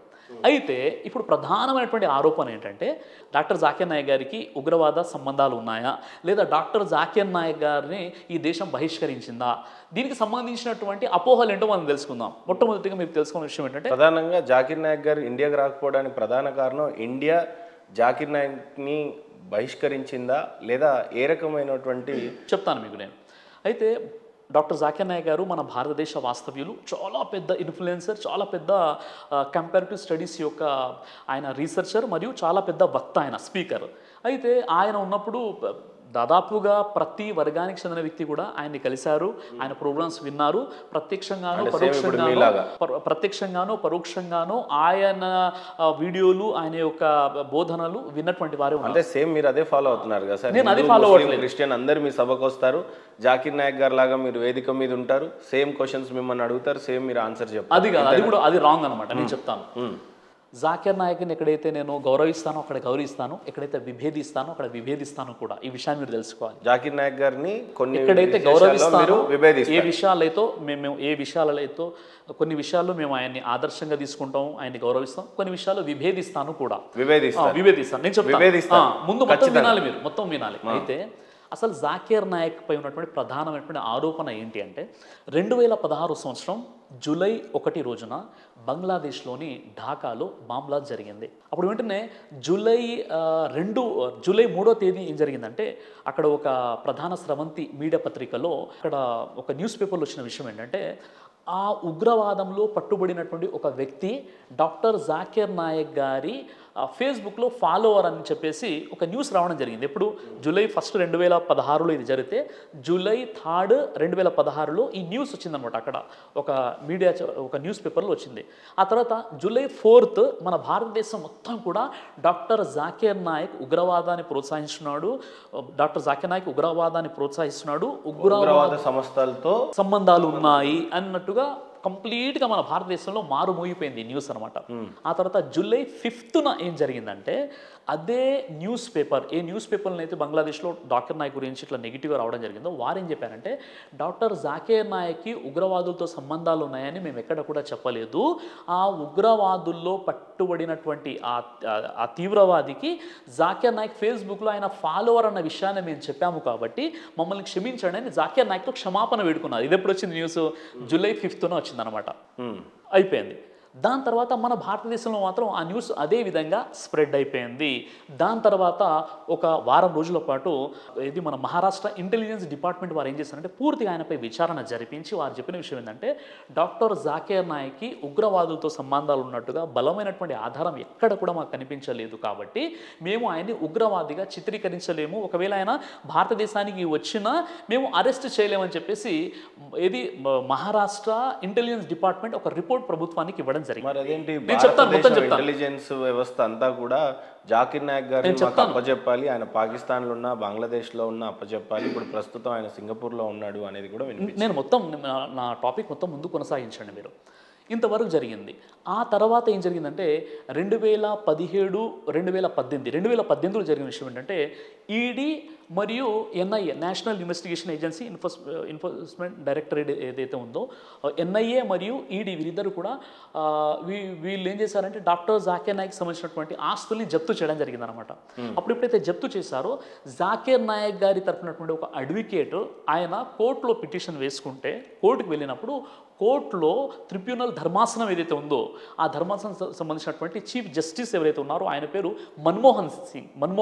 ఆ మన్మోహన్ సింగ్ ఏం చేశారంటే డాక్టర్ జాకిర్ నాయక్ గారి ప్రసంగాలు మొత్తం కూడా నేను విన్నాను, నేను కూడా ఆయన యొక్క ఫాలోవర్నే, ఆయన ఉగ్రవాదాన్ని బోధించేటట్టుగా ఉన్నటువంటి ఏదైనా ఒక వీడియో కనుక మీరు నాకు సబ్మిట్ చేసినట్లయితే నేను ఆయన ఆస్తుల్ని మొత్తం జప్తు చేసుకుంటాను అని చెప్పారు. కానీ వీళ్ళు ఒక్క ఆధారం కూడా ఇవ్వలేకపోయారు. అప్పుడు ఆయన చెప్పారు ఈ కారణం వల్ల నేను ఆయన ఏ ఆస్తిని కూడా నేను జప్తు చేయడం జరగదని చెప్పడం జరిగింది. ఈ స్టేట్మెంట్ వచ్చేసింది. ఎప్పుడు ఇది 2018లో. ఆ తర్వాత ఏం చేశారంటే వీరు సరే ఇప్పుడు చెప్పొచ్చు మీరు ఆయన ఆ దేశం ఎలా వెళ్ళిపోయాడంటే ఎప్పుడైతే బంగ్లాదేశ్ ఢాకాలో ఈ మామ్లా జరిగిందో ఆ తర్వాత జూలై 1కి జరిగింది, జూలై 3లో అక్కడ పబ్లిష్ అయింది, జూలై 4లో మనకి ఇక్కడ ప్రచారం జరిగిపోయింది, జూలై 5లో వాళ్ళు క్షమాపణ కూడా వేడేసుకున్నారు. ఆ తర్వాత 2017-18 నుండి వీళ్ళు ఈడీ తర్వాత మీకు ఎన్ఐఏ ఆ ఆస్తుల్ని వారు ఏంటంటే సీజ్ చేసినప్పుడు ఆ కోర్టు ఆయన పక్షంలో ఒక క్లియర్ చిట్ ఇచ్చేసింది అనమాట. ఇది మొత్తం జరిగిన తర్వాత ఇప్పుడు ఏమన్నారు జాకిర్ నాయక్ మళ్ళీ ఎలా పారిపోయాడంటే జాకిర్ నాయక్ పారిపోలేదు. జాకిర్ నాయక్ అప్పుడు వేరే దేశంలో ఉన్నాడు, సౌదీలో ఉన్నాడు ఆయన. ఇప్పుడు ఈ బాంబ్లాస్ట్ జరిగినప్పుడు ఆయన వేరే దేశంలో ఉన్నాడు. ఎప్పుడైతే న్యూస్ ఆయన చూసారో ఇక అక్కడ నుండి ఇక్కడికి రాలేదు, ఇది జరిగింది. కానీ ఇక్కడ నుండి దేశాన్ని పారిపోయి ఆయన వెళ్ళలేదు. ఇది మనం తెలుసుకోవాల్సిన విషయం. తర్వాత ఏం జరిగిందంటే ఇప్పుడు మన కొన్ని సంస్థలు కొన్ని ఏజెన్సీస్ ఏం చేశాయంటే ఆయనపై రెడ్ కార్నర్ నోటీస్ని జారీ చేయాలని చెప్పేసి వాళ్ళు ఇంటర్పోల్ సంస్థల్ని వాళ్ళు ఏంటంటే అప్రోచ్ అవ్వడం జరిగింది అనమాట. వాళ్ళు చెప్పిన విషయం ఏంటంటే, ఇంటర్పోల్ వాళ్ళు చెప్పిన విషయం ఏంటంటే, జాకీర్ నాయక్కి సంబంధించి ఎక్కడ కూడా ఉగ్రవాదాలతో సంబంధాలు ఉన్నాయి అన్నట్లుగా ఎక్కడ కూడా రుజువు అవ్వలేదని చెప్పారు. తర్వాత వీరు ఏం చేశారంటే, ఆయనకు ఇక రెడ్ నోటీస్ జారీ చేయండి అంటే వీళ్ళు రెడ్ నోటీస్ని జారీ చేయలేదు. రెడ్ నోటీస్ని జారీ చేయలేదు. తర్వాత వీళ్ళు ఏం చేశారంటే, కనీసము మీరు ఆయన హేట్ స్పీచెస్ ఉన్నాయని చెప్పేసి మీరు ఛార్జ్షీట్ వేయండి అని మళ్ళీ కనీసం 3 సార్లు మన భారత ప్రభుత్వం ఇంటర్పోల్ వాళ్ళతో ఏం చేశారంటే వాళ్ళు రిక్వెస్ట్ చేయడం జరిగింది. 3 సార్లు కూడా రిజెక్ట్ చేయడం జరిగింది. చివరిగా హేట్ స్పీకర్గా కూడా మీరు ఛార్జ్షీట్ వేయండి అంటే, మేము ప్రసంగాలు చూసామండి, ఎక్కడ కూడా అలా జరగలేదని చెప్పారు. ఇప్పుడు ఒకవేళ రెడ్ కార్నర్ నోటీస్ కనుక జారీ చేసినట్లయితే, మొన్న ఆయన పాకిస్తాన్ వెళ్ళాడు, ఏదో దేశాలు మలేషియా, ఖతర్ వెళ్ళాడు, ఆయన ఇన్ని దేశాలు ఎలా తిరగగలుగుతాడు? ఇది విషయం అనమాట. కాబట్టి ఇది పొలిటికల్గా జరిగినటువంటి ఒక కుట్ర. అయినప్పటికీ కొన్ని విషయాల్లో జాకీర్ నాయక్ గారు మాట్లాడే విధానమైన ఆ క్వశ్చన్ ఆన్సర్స్లో అంటే కొంతమంది చాలా వాళ్ళ మనసుకు బాధ కలిగేలా కూడా కొన్ని సమాధానాలు ఇస్తుంటారు. ఆ విధానాన్ని నేను ఇష్టపడను. ఇలా చేస్తేనే ఖచ్చితంగా ఇలా ఉంటుందని కొన్ని విషయాలు చెప్తూ ఉంటారు. ఆ విషయాన్ని, ఆ వే ఆఫ్ అప్రోచ్ ఏదైతుందో దానికి నేను ఒక్క ఉదాహరణ చెప్పండి. మీరు విభేదించే ఉదాహరణ ఏదన్నా ఒకటి చెప్పండి. ఉదాహరణకి డాక్టర్ జాకీర్ నాయక్ గారు శ్రీ రవిశంకర్ గారితో డిబేట్ చేశారు. The concept of God in Hinduism and Islam అనేటటువంటి అంశంపై బెంగళూరులో చాలా పెద్ద డిబేట్ జరిగింది. 5 లక్షల మంది వెళ్ళారన్నమాట. అందులో శ్రీ రవిశంకర్ గారు రాసినటువంటి ఏదైతే పుస్తకం ఉందో ఆ పుస్తకంలో ఫలానా తప్పులున్నాయి అని జాకీర్ నాయక్ గారు చెప్తుంటే ఆయన ఏం చెప్తున్నారంటే, సార్ నేను ఆనాడు హిందూ ముస్లింల మధ్య ఏదో కొన్ని గొడవలు జరుగుతున్నాయి, వాళ్ళను దృష్టిలో పెట్టుకొని ఆ బుక్ రాశాను, అందులో తప్పులు ఉన్నటువంటి విషయాలు కరెక్టే అని ఆయన ఒప్పుకున్నప్పుడు కూడా ఆ చాప్టర్ నెంబర్ వర్స్ నెంబర్ ఇలా చేశారని ఆయన మనసుకు బాధ కలిగించే విధంగా డిబేట్ జరిగింది. అంటే చూస్తుంటే నాకు అనిపించింది, ఒక వ్యక్తి రియలైజ్ అవుతున్నాడు, అయినప్పటికీ కూడా నువ్వు చేసిన తప్పు ఇదని ఈ విధంగా అన్నారు. మరో విషయం ఏంటంటే, ఇప్పుడు నేను ముఖ్యంగా ఏ విషయంలో విభేదిస్తున్నానంటే, మొన్న జాకీర్ నాయక్ గారు అంటే ఒక 1 మంత్ క్రితం పాకిస్తాన్ వెళ్ళారు. జాకీర్ నాయక్ గారు పాకిస్తాన్ వెళ్ళడం నాకు అస్సలు నచ్చలేదనమాట. ఆ తర్వాత ఉండి ఇంకా నేను చాలా ఫీల్ అయిపోయాను. ఎందుకంటే పాకిస్తాను ఆయన వెళ్ళడం, అక్కడ ప్రసంగాలు చేయడము, ఆ తర్వాత అక్కడ ఉన్నటువంటి క్రైస్తవులు అడిగినటువంటి ప్రశ్నలు కూడా చాలా ఆయన సమాధానం చెప్పడంలో ఏంటంటే నాకు అంతగా నచ్చలేదనమాట. కాబట్టి ఇలాంటి కొన్ని విషయాలు జాకీర్ నాయక్ గారు పాకిస్తాన్కి వెళ్తే మీకెందుకు నచ్చలేదు? అంటే నా వ్యక్తిగతంగా కారణం మీ శత్రు దేశం అని భావిస్తున్నారా? ఖచ్చితంగా శత్రు దేశమే. పాకిస్తాను అనేది భారతదేశానికి ఖచ్చితంగా శత్రు దేశమే, అందులో ఎలాంటి సందేహం లేదు. రెండో విషయం ఏంటంటే, జాకీర్ నాయక్ గారికి కొన్ని కోట్ల మంది ఫాలోవర్స్ ఇండియాలో ఉన్నారు. అలాంటప్పుడు ఆయన పాకిస్తాన్కు వెళ్ళిపోవడం అన్నది అది ఎందుకో నచ్చలేదన్నమాట. నచ్చలేదు. ఇంకో విషయం ఏంటంటే, అక్కడ ప్రసంగాలు చేసేటటువంటి విధానంలో కూడా ఆయన చాలా కరుకుగా సమాధానం ఇచ్చారు. కొంతమంది క్రైస్తవులు వరుసలో నిలబడి కొన్ని క్వశ్చన్స్ అడిగినప్పుడు ఆయన చెప్పే విధానంలో ఎందుకో నాకు నచ్చలేదన్నమాట. ఇలా కొన్ని విషయాలు ఉన్నాయి. ఆయన క్వశ్చన్ ఆన్సర్స్లో జవాబు చెప్పే విధానమైనా, లేదా ఇప్పుడు పాకిస్తాన్కి వెళ్ళినటువంటి విషయమైనా, ఇంకా కొన్ని విషయాలు ఉండవచ్చు. అలా కొన్ని విషయాలు ఉన్నాయన్నమాట. ప్రపంచం అంతా శాంతి చేకూర్చాలి అని మీరు పాకిస్తాన్ని శత్రు దేశంగా భావించడానికి గల కారణాలు ఏంటి సార్? పాకిస్తాన్ని శత్రు దేశంగా అన్న విషయం ఏదైతే ఉందో, ఇప్పుడు మన భారతదేశానికి పాకిస్తాన్ శత్రు దేశం కాదా, అవునా కాదా అంటే ఖచ్చితంగా శత్రు దేశమే. ఎందుకంటే ఇప్పుడు మనం ఏదైనా ఉగ్రవాదులకు సంబంధించి ఐసిస్ అయినప్పుడు కూడా ఎంతమంది అయితే ఉగ్రవాదులు ఉన్నారో, నిజంగా చెప్పాలంటే పాకిస్తాన్కు సంబంధించినటువంటి వాళ్ళ ద్వారా మన భారతదేశంలో ఉంటున్నటువంటి ముస్లింలపై నిందలు మోపడం జరుగుతుంది. కాబట్టి ఏదైనప్పుడు కూడా ఇది మన భారతదేశం అండి. మన భారతదేశం కోసం నన్ను అడిగితే ఒక బ్రదర్ సిరాజ్గా, ఒక శ్రీరామరాజుగా నా ప్రాణాన్ని కూడా నా దేశం కోసం అంకితం చేయడానికి, ధారపోయడానికి నేను సిద్ధంగా ఉన్నాను. ఒక రియల్ ఆ దేశం త్రూ మనకి పాకిస్తాన్కి ఇండియాకి యుద్ధం జరగాల్సిన టైమే వచ్చినప్పుడు ఎదురుగా ఇస్లాం సోదరులు నించున్నప్పుడు కత్తి దించాలి అని అంటే దించుతారా? ఖచ్చితంగా అండి. ఎందుకంటే ఇప్పుడు మన భారతదేశం ఇది నా దేశం అనమాట. నా దేశానికి వ్యతిరేకంగా ఎవరు కుట్రలు పనినా, వాళ్ళు ఏ రిలీజన్ అనైనా, ఇక్కడ రిలీజన్ని చూడం మేము, ఇక్కడ నా దేశాన్ని కాపాడుకోవాలి. అందుకే ఇదే విషయం ప్రవక్త ముహమ్మద్ సల్లల్లాహు అలైహి వసల్లం తెలియజేశారు. ఇప్పుడైతే ఆయన మక్కా నుండి మదీనాకు హిజ్రత్ చేసి వెళ్ళిపోయారో, అక్కడ ఉన్నటువంటి యూదులతో ఆయన కొన్ని ఒప్పందాలు చేసుకుని ఆయన చెప్పిన విషయం ఏంటంటే, మొట్టమొదటిగా మీరు కూడా ఈ దేశ పౌరసత్వంలో మీకు కూడా భాగం ఇవ్వడం జరుగుతుంది, కాబట్టి ముందు మన మదీనా పట్టణాన్ని మనం కాపాడుకుందాం, ముందు దేశ రక్షణ ఇంపార్టెంట్ అని చెప్పారు. ఉమర్ రదియల్లాహు అన్హు వారు కూడా ఇదే చెప్పారు, దేశ రక్షణ అనేది మనకి ఇంపార్టెంట్. కాబట్టి నేను భారతీయుడిగా ముందు నా భారతదేశం అండి. నేను ఏదైతే వేరే దేశాలు చూశానో అందరికంటే, అన్ని దేశాల కంటే గొప్ప దేశం నా భారతదేశం. ఇక్కడ ముస్లిం చాలా స్వేచ్ఛగా వారి యొక్క ధర్మాన్ని వాళ్ళు పాటిస్తూ 5 పూటలు నమాజ్ చదువుకుంటున్నారు. చాలా పూర్తి ప్రపంచంలోనే ఒక గొప్ప డెమోక్రసీ కలిగినటువంటి దేశం అనేది. కాబట్టి ఇక్కడ పుట్టినందుకు కూడా నేను గర్వపడుతున్నాను. మీరు ఏదన్నా ఒక ఇంటర్వ్యూకి వెళ్ళాలి అని అంటే యాంకర్కి మీరిచ్చే క్వశ్చనే అడగాలి, ఆ ఆన్సర్సే మీరు వాళ్ళకి చెప్పాలి, అంతవరకే మీ ఇంటర్వ్యూ అయిపోతుంది. రెండోది, మీ సభలో మీరిచ్చే క్వశ్చన్సే వాళ్ళు అడగాలి, అంతటితోనే మీ ఆన్సర్స్ చెప్పాలి, అక్కడతో మీ సభ ఆగిపోవాలి. ఇది ప్రధానమైన ఆరోపణ. ఇంకో రకంగా ఉంది. ఇప్పుడు ఈ క్వశ్చన్ని తీసుకున్నట్లయితే ఇప్పుడు మీ యొక్క సిగ్నేచర్ స్టూడియోలో మనం దాదాపుగా గంటన్నర సేపు నుండి మనం కూర్చొని ఉన్నాం. ఇందులో ఏ క్వశ్చన్స్ మీరు నాకు ఇచ్చినటువంటివి అడిగారు, ఏ క్వశ్చన్ ఇక్కడ ప్రీ ప్లాన్గా చేసామన్నారు? రైట్, ఇక్కడ సిగ్నేచర్ స్టూడియో అనే దానికి వచ్చేసరికి వేరే ఉంటుంది. గతంలో మీరు 10-15 ఇంటర్వ్యూలు ఇచ్చి ఉన్నారు, అట్లా జరిగిందా జరగలేదా? లేదు. మీ వేదిక దగ్గర అడిగేటువంటి ప్రశ్నలకి మీకు ఏమైనా సంబంధాలు ఉన్నాయా లేవా? ఖచ్చితంగా అండి. నేను ఇంత ముందుకు 10-15 ఛానళ్ళు ఎక్కడ కూడా నేను ఇంటర్వ్యూ ఇవ్వలేదు. నాకు తెలిసి ఇది 3ో 4ో ఛానల్. అంటే ఇంతకుముందు గతంలో నేను శాటిలైట్ టీవీ ఛానల్లో TV9, TV5 కొన్ని డిబేట్స్లో నేను పాలు పంచుకున్నాను. డిబేట్స్లో ఇంకా క్వశ్చన్స్ ఇచ్చేది ఏముంటుంది, మొదటి విషయం. రెండో ప్రూఫ్ ఏంటంటే ఇక్కడ సిగ్నేచర్ స్టూడియోలో మీరు చూసారు, గంటన్నర సేపు నుండి మీరు అడుగుతున్నారు, నేను చెప్తున్నాను. ఇది రెండో ప్రూఫ్. ఇక మూడో విషయం ఏంటంటే ఏదైతే పబ్లిక్ మీటింగ్స్లో క్వశ్చన్స్ వస్తాయో ఆ క్వశ్చన్స్ ముఖం తెలియని వాళ్ళు కూడా లైన్లో నిలబడి క్వశ్చన్స్ అడుగుతారు. కొన్ని సందర్భాల్లో అపోహ ఎలా జరిగిపోతుందంటే, అపోహ జరగడానికి కారణం ఏంటంటే, ఇప్పుడు ఉదాహరణకి కొంతమంది మా ఫాలోవర్స్ ఉంటారు, సార్ నాకు ఈ డౌట్ ఉందండి, సిరాజ్ గారితో అడగాలి అని వాళ్ళకు ఒక డౌట్ ఉంటుంది. ఆ డౌట్ ఉన్నప్పుడు మా వాలంటీర్స్ ఏం చేస్తారంటే ముందు నాకు చెప్తారు, ఒక వ్యక్తి వస్తాడు సార్ క్వశ్చన్ అడుగుతారంట, అంతవరకే మాకు తెలిసి ఉంటుంది. ఇదే తప్ప ఇప్పుడు మీకు ఒకవేళ అలాంటి సందేహం ఉన్నట్లయితే మీకు పెద్ద పబ్లిక్ మీటింగ్లో మీకు ఆఫర్ చేయడం జరుగుతుంది, మీరు రండి క్వశ్చన్స్ అడగండి. ఇది కేవలం అంటే ఒక ఫేక్ ప్రచారము, మాపై ఉన్నటువంటి ఒక ఆరోపణ తప్ప ఇందులో ఎలాంటి వాస్తవం లేదండి. కొన్ని సందర్భాల్లో మా కార్యకర్తలు ఏం చేస్తారంటే ఏదైనా కరెంట్ ఎఫైర్ ఉందనుకోండి, ఇప్పుడు ఉదాహరణకి ముత్యాలమ్మ విగ్రహాన్ని ధ్వంసం చేసినటువంటి సందర్భంగా ముత్యాలమ్మ విగ్రహాన్ని ఏదైతే ధ్వంసం చేశారో ఆ విషయంలో ఆ ఒక 4 days తర్వాత నా ప్రోగ్రామ్ కొరట్లలో జరిగింది. అప్పుడు ఒక మిత్రుడు ఏం చెప్పాడంటే, సార్ నేను ఒక క్వశ్చన్ అడుగుతానంటే ఏ క్వశ్చన్ అని అడిగాను. ఈ విషయం సరే మీరు ఇలా క్వశ్చన్ అడిగింది ఉంటే ఇప్పుడు అందరికీ ఉపయోగపడితే అక్కడ అడగండి అని చెప్పాను.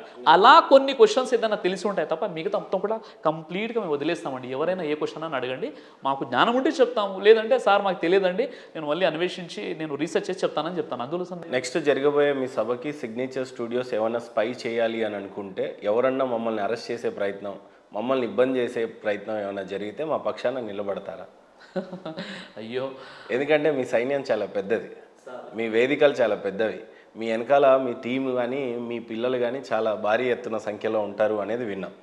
రెండవది, అక్కడ జరుగుతున్న దాంటి విషయంలో వాళ్ళు చాలా అలర్ట్గా ఉంటారు, మీ టీం గురించి విన్నాను. ఒకవేళ మా వాళ్ళు స్పై చేయాలి అని అనుకున్నప్పుడు, చలో స్పైలో మా టీం దొరికిపోయింది, నేనే దొరికిపోయినా, మా పక్షాన నిలబడతారా?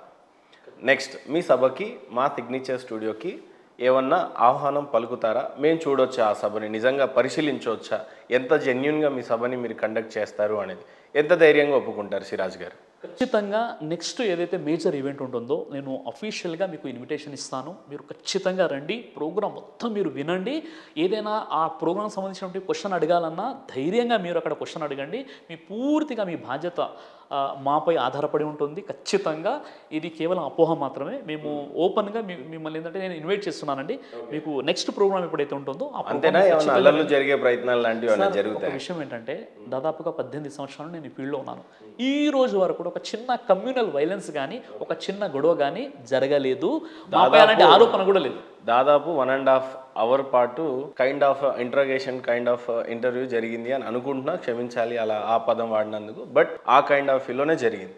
మీ సోదరులు కానీ మీ ఫాలోవర్స్ కానీ ఎవరైనా మా మీద దాడులు చేసే ఆస్కారం ఉందా? సార్ మా దగ్గర దాడులు జరిగే ఆస్కారాన్ని పక్కన పెట్టేస్తే మమ్మల్ని వచ్చేసి ఇబ్బంది పెట్టి మమ్మల్ని దూషించిన వారికి అదే సమాధానం ఇవ్వకూడదని ఖురాన్లో ఉంది. ఓకే, ఖురాన్లో సూరే హామీం సజ్దా సూర నెంబర్ 41 ఆయత్ నెంబర్ 34లో, ఓ ప్రవక్త మంచి చెడు రెండు ఒకటి కాదు, నువ్వు చెడును శ్రేష్టమైన మంచి ద్వారా తొలగించు అని దైవం అంటున్నాడు. కాబట్టి ప్రవక్త ముహమ్మద్ సల్లల్లాహు అలైహి వసల్లం నమాజ్ చదువుకుంటుంటే ఆయనపై ఈ యొక్క ఏనుగు మలినాన్ని వేశారు, ఆయనపై రాళ్ళవర్షం కురిపించారు, ఆయన వెళ్ళే దారిలో ముళ్ళు పరిచారు. ఏనాడు కూడా ప్రవక్త ముహమ్మద్ సల్లల్లాహు అలైహి వసల్లం వారు తిరిగి రివెంజ్ అనేది తీసుకోలేదు. ఈరోజు మొహమ్మద్ ప్రవక్త వారిని దూషించారని చెప్పేసి రోడ్ల మీదకి వచ్చేసి ఎవరైతే ధర్నాలు చేస్తున్నారో ఇవన్నీ కూడా అవగాహన రాహిత్యం కారణంగా చేసే పనులాంటివి. ఎందుకంటే ఇప్పుడు ప్రవక్త ముహమ్మద్ సల్లల్లాహు అలైహి వసల్లం వారిని ఎవరైనా దూషించినందుకు ప్రవక్త వారి గౌరవం తగ్గదు. ఈరోజు ఎలాంటి చిత్రపటం ఎలాంటి ఫోటో లేకుండానే 200 కోట్ల మంది ఫాలోవర్స్ ఉన్నటువంటి వ్యక్తి ప్రవక్త ముహమ్మద్ సల్లల్లాహు అలైహి వసల్లం వారు. అలాంటి వ్యక్తి అంటే ఈ 200 కోట్ల జనాభా మొహమ్మద్ ప్రవక్త వారిని ఫాలో అవుతున్నారా, అల్లాని ఫాలో అవుతున్నారా? సార్ ఇప్పుడు ఫాలో అనేది ప్రవక్తను అవుతారు, వర్షిప్ అనేది దైవాన్ని చేస్తారు, ఆరాధన అనేది. బాగా చెప్పారు. కాబట్టి ఫాలో అవ్వడం ఏంటి? ఫాలో అవ్వడం అంటే ఆయన్ని అనుసరించడం. ఇప్పుడు ముహమ్మద్ ప్రవక్త వారు ఎక్కడ కూడా నేను దేవుణ్ణి లేదా ఇప్పుడు మొహమ్మద్ ప్రవక్త గారిని అనుసరించకుండా స్వర్గానికి వెళ్ళొచ్చా ఎవరు ఎవరైనా? సార్ ఇప్పుడు అందులో ఇప్పుడు ఉదాహరణకి వేదాల ప్రకారంగా కూడా ప్రవక్త ముహమ్మద్ సల్లం యొక్క ప్రస్తావన ఉంది. వేదాలలో ముహమ్మద్ ప్రవక్త ప్రస్తావన ఉంది. ఎందుకు మీరు అలా అంటున్నారు? సంతోష్ గణపాటి గారు మొత్తం మీకు చెప్పారు కదా. సంతోష్ అల్లా అనే పదం వేదాలలో ఎక్కడ ఉన్నా సరే ఆయన పురోహితం మానేసుకుంటాను అని చెప్పేసి మీకు సవాల్ ఇవ్వడం కూడా జరిగింది. ఆ ఇంటర్వ్యూ పూర్తిగా నేను వినలేదండి, నేను వినలేదు. మీకు నేను చూపిస్తాను వీలైతే. అయితే విషయం ఏంటంటే ఒక విషయం, ఇప్పుడు ముందుగా హిందూ మత గ్రంథాలలో రైట్, ఫస్ట్ ఇది అయిపోని మేము సిగ్నేచర్ స్టూడియోస్ వాళ్ళు వచ్చి షిరాజ్ మహమ్మద్ గారి యొక్క సభని ఖచ్చితంగా చూడాలనుకుంటున్నాం.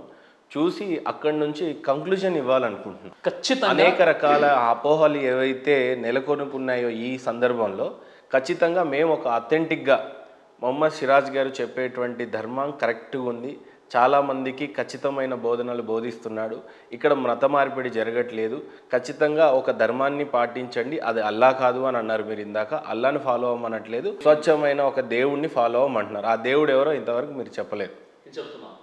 అయితే ఫస్ట్ మమ్మల్ని రాణిస్తారా, అక్కడ ఉంది చూడనిస్తారా, ప్రజలకు తెలియజేయమనే విధంగా మాకు అవమానం ఉంటుంది. నెక్స్ట్ సభ కూడా ఎప్పుడు ఉంటుందో ఇప్పుడే చెప్పండి.